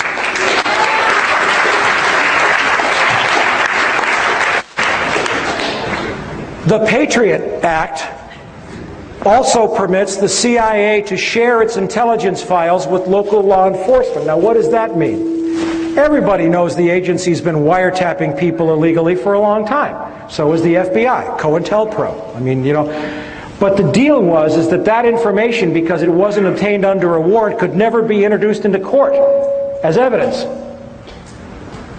Now when the CIA turns all that information over to the Los Angeles Police Department or the Chicago Police Department, they can write that up as a probable cause statement, go out and find one other piece of evidence, and put it all into court. Gee, the Fourth Amendment is gone. The exclusionary rule is gone. The Act also provides that local police agencies can share their intelligence with the CIA, who may in turn share it with foreign intelligence agencies. We have the beginnings of a global secret police. Echelon is a program of wiretapping run by the United States, Great Britain, Australia, New Zealand, and Canada. And it was originally set up on the premise, gee, it's illegal for CIA to wiretap Americans, but there's nothing wrong with the Canadians doing it. And Americans will wiretap the British, and the Australians will wiretap, and then we all share it. That's Echelon. And now all that information now under the Patriot Act can now be used in terrorist criminal prosecutions. And it's going to get worse for you in just a minute here, if it isn't bad enough already. Okay. In addition, the Patriot Act allows cops to search for judges. You don't have to go to a judge in your jurisdiction. You can go to Joe Friendly Judge, thereby cutting out any judge that might refuse a warrant because it's not illegal. Or because it's illegal, excuse me. Now we have John Ashcroft saying he's going to wiretap attorney-client conversations in terrorist cases. Terrorist cases I'm only going to do it, I swear, involving cases of terrorists with foreigners. Now, the Fifth Amendment to the United States Constitution says that we have an absolute right against self-incrimination, and protected communications are those between an attorney and his client, a husband and his wife, a priest or a spiritual leader and his confessor.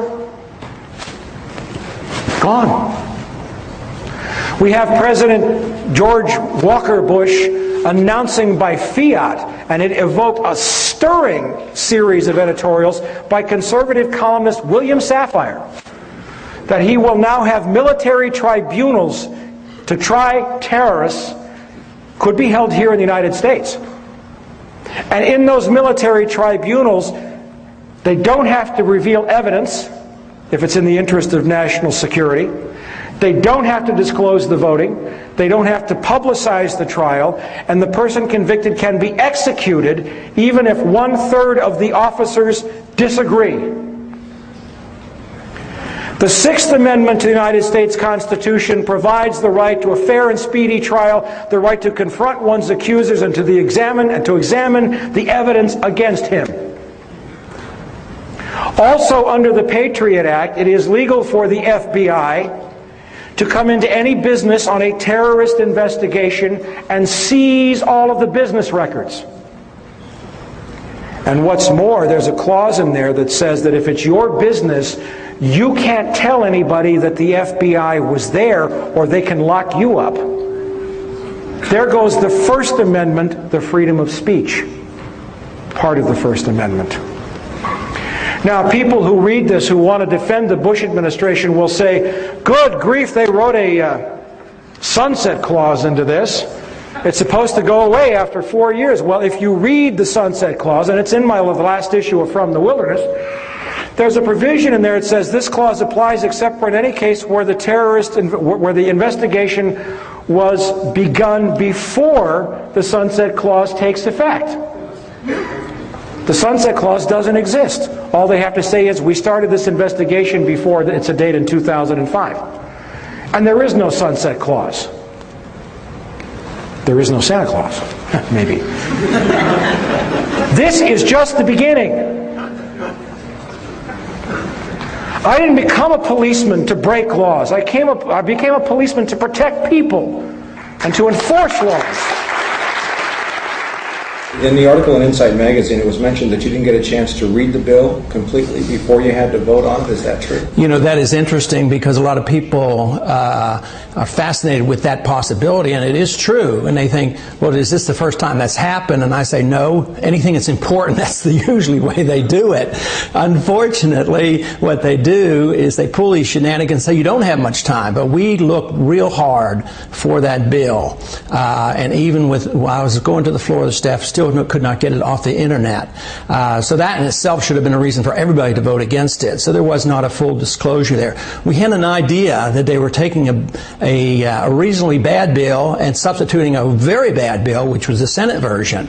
The House had actually cleaned up the Senate version to some degree, but they switched it at the last minute. We did not have it in front of us, so that even made it that much easier to vote against. And I am a very poor example. 23 years. I've been shot at twice. I've been made homeless. I've been forced into bankruptcy. I was told that if I ever had children, they'd be killed.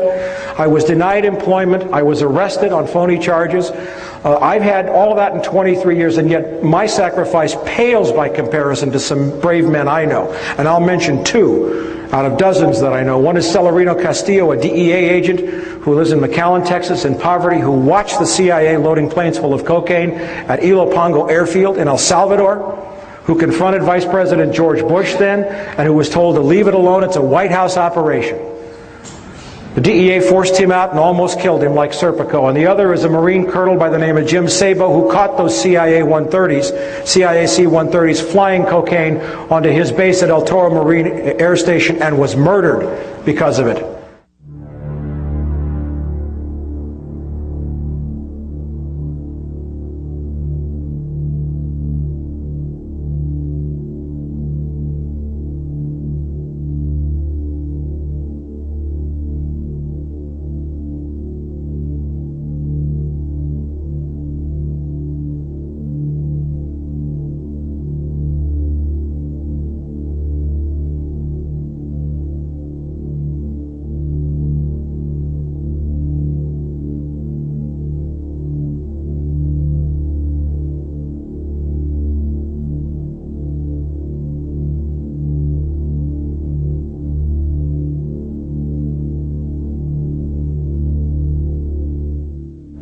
people like us, and I'm just one of many, have been trying to tell people like you that unless you face this now and pay the price, this is what the end result is going to be, and it's only going to get worse. Catherine Austin Fitts has a great saying, if we can face it, God can fix it. But it can't happen until we face it. Now let me show you what's on the drawing boards. This is being debated right now. Model State Emergency Health Powers Act as of October 23rd. This goes in conjunction with the 300 million doses of smallpox vaccine that are being ordered. This is an act that will give state and local governments the right to seal off neighborhoods, herd people into stadiums, close down all transportation, water, and communications, seal off everything, suspend the Constitution, seize property, and suspend the writ of habeas corpus. All justified under a supposed threat of massive biological warfare. This is being debated right now. The criminality of this regime is out of the closet. I noticed it was out of the closet in May when Citibank bought Banamex. They don't care anymore. They're arrogant. But I got news for you. These guys, and especially George W. Bush, play in a rigged game. They've always played in a rigged game. And those who play in a rigged game get stupid. Because they don't have to perform. Their arrogance gets them. Now, if you have any lingering doubts, and you can go to my website and read all of these documents of Operation Northwoods. These are declassified top secret documents from 1962 showing that the Joint Chiefs of Staff had planned to shoot down 2 American airliners and blame it on Fidel Castro for the purpose of getting a war with Cuba. You don't have to believe me. Go read the declassified documents yourself. They don't care about us. Okay? They're all on the website.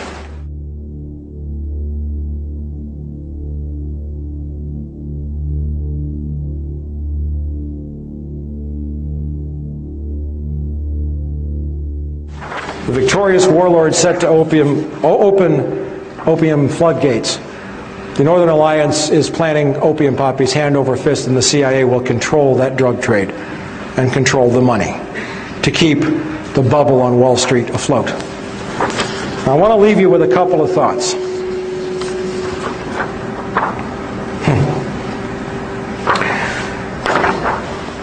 I may have scared you, and I love it when people come up to me and say, Mike, what am I supposed to do?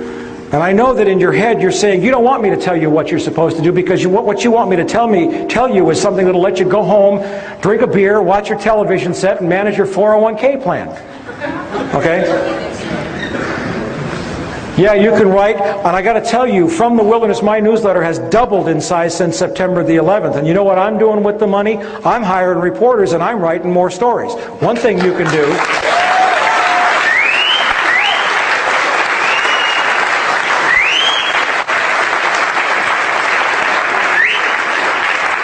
One thing you can do is vote with your money. Stop giving money to people who lie to you.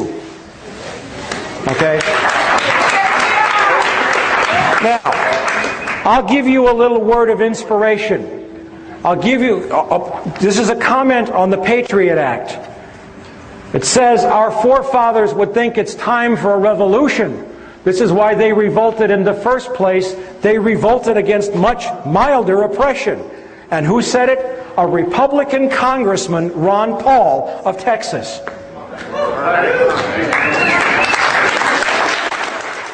To vote against the Patriot Act was a very easy vote for me. To me, it was a clear violation of the civil liberties of all Americans. It was called Patriot Act because they didn't want anybody to vote against it, claiming that if you didn't vote for it, you weren't a patriotic American citizen. I think it was probably the opposite way. I think those who voted for it voted for a bill that undermined the Fourth Amendment, the whole principles of individual freedom and liberty in this country. So it was very easy for me to oppose a bill that would just open up Pandora's box with search warrants and the whole ability to wiretap and listen to all our communications, whether they were on the internet, and check on websites, the whole works. It was very easy for me to vote against that bill. And there are other actions taken by the administration, including military tribunals and Attorney General Ashcroft's announcement that he was going to wiretap attorney-client conversations. How do those make you react? I guess there are two there. I don't like what he's doing, but the other part is how did we get to this point in our history where our administration, our presidents, and our attorney generals do this by fiat? Just come up and declare, well, there's going to be new military tribunals set up, or we're going to wiretap communications between the accused and their lawyers, and they didn't even confer with the Congress. So I would say that's very bad. Of course, there's the slippery slope there. They say, well, we're only going to do this with the terrorists. Well, how do we know who the terrorists are if they haven't had a trial? So the whole thing is just outlandish for a country that pretends to protect the rights of the accused, and we challenge other countries like Peru in recent years for setting up these type of tribunals. So I think that moving in this direction is a serious challenge to the whole principles of the 10 Amendments and the Constitution. For all the FBI agents in the audience, a revolution can be anything, but I will tell you this, that a revolution, according to Thomas Jefferson, James Madison, Monroe, and all of the founding fathers, is my divine right.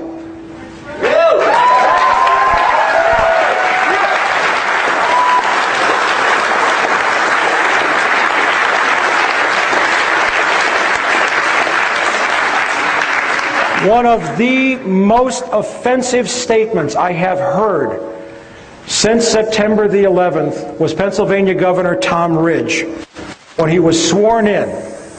And he said, civil liberties are one of the most precious gifts that we give our citizens. I got news for you, Governor Ridge. These are inalienable rights. You don't give nothing to me, we give them to you.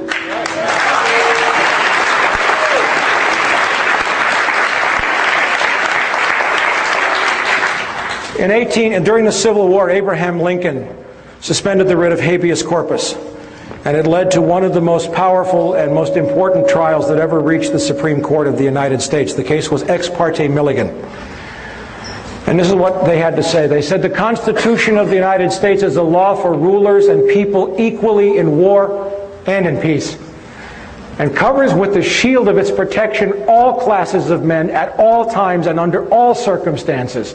No doctrine involving more pernicious consequences was ever invented by the wit of man than that any of its provisions can be suspended during any of the great exigencies of government.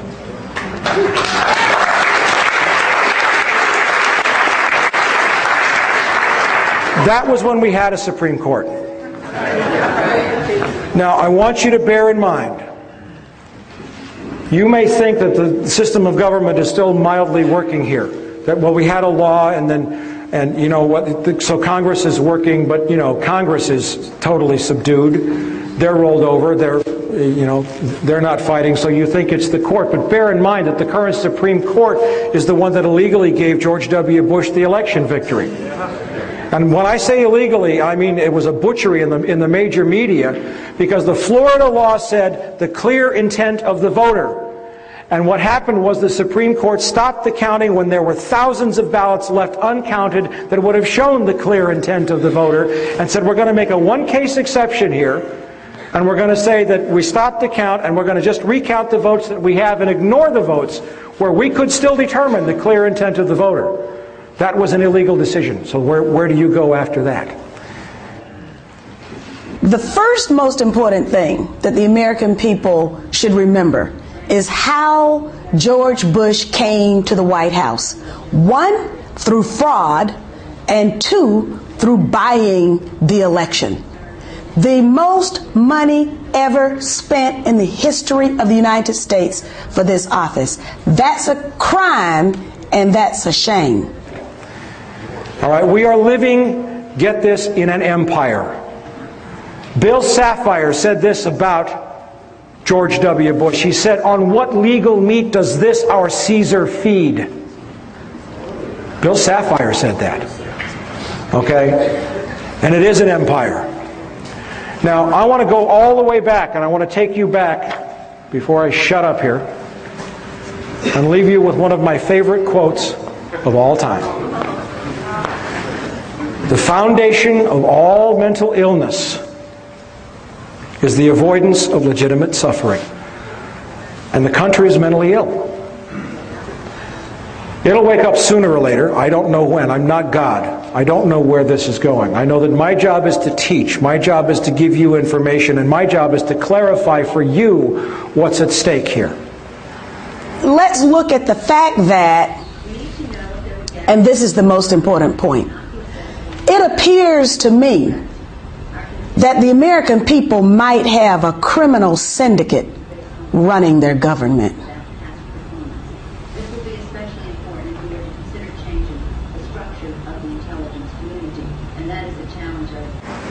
What's at stake here is your liberty. This is a criminal administration. It will not stop. It cannot turn back. President Bush broke the Presidential Records Act of 1978 by refusing to release the Ronald Reagan papers. Arbitrarily broke the law. John Ashcroft broke the law by ordering wiretaps of attorney-client conversations in terrorist cases. The Supreme Court doesn't exist. They're grabbing for the power right now, and you better rest assured, as sure as I'm standing here tonight, that the war that's supposed to be taking place against terrorism is also a war against you. Thank you very much.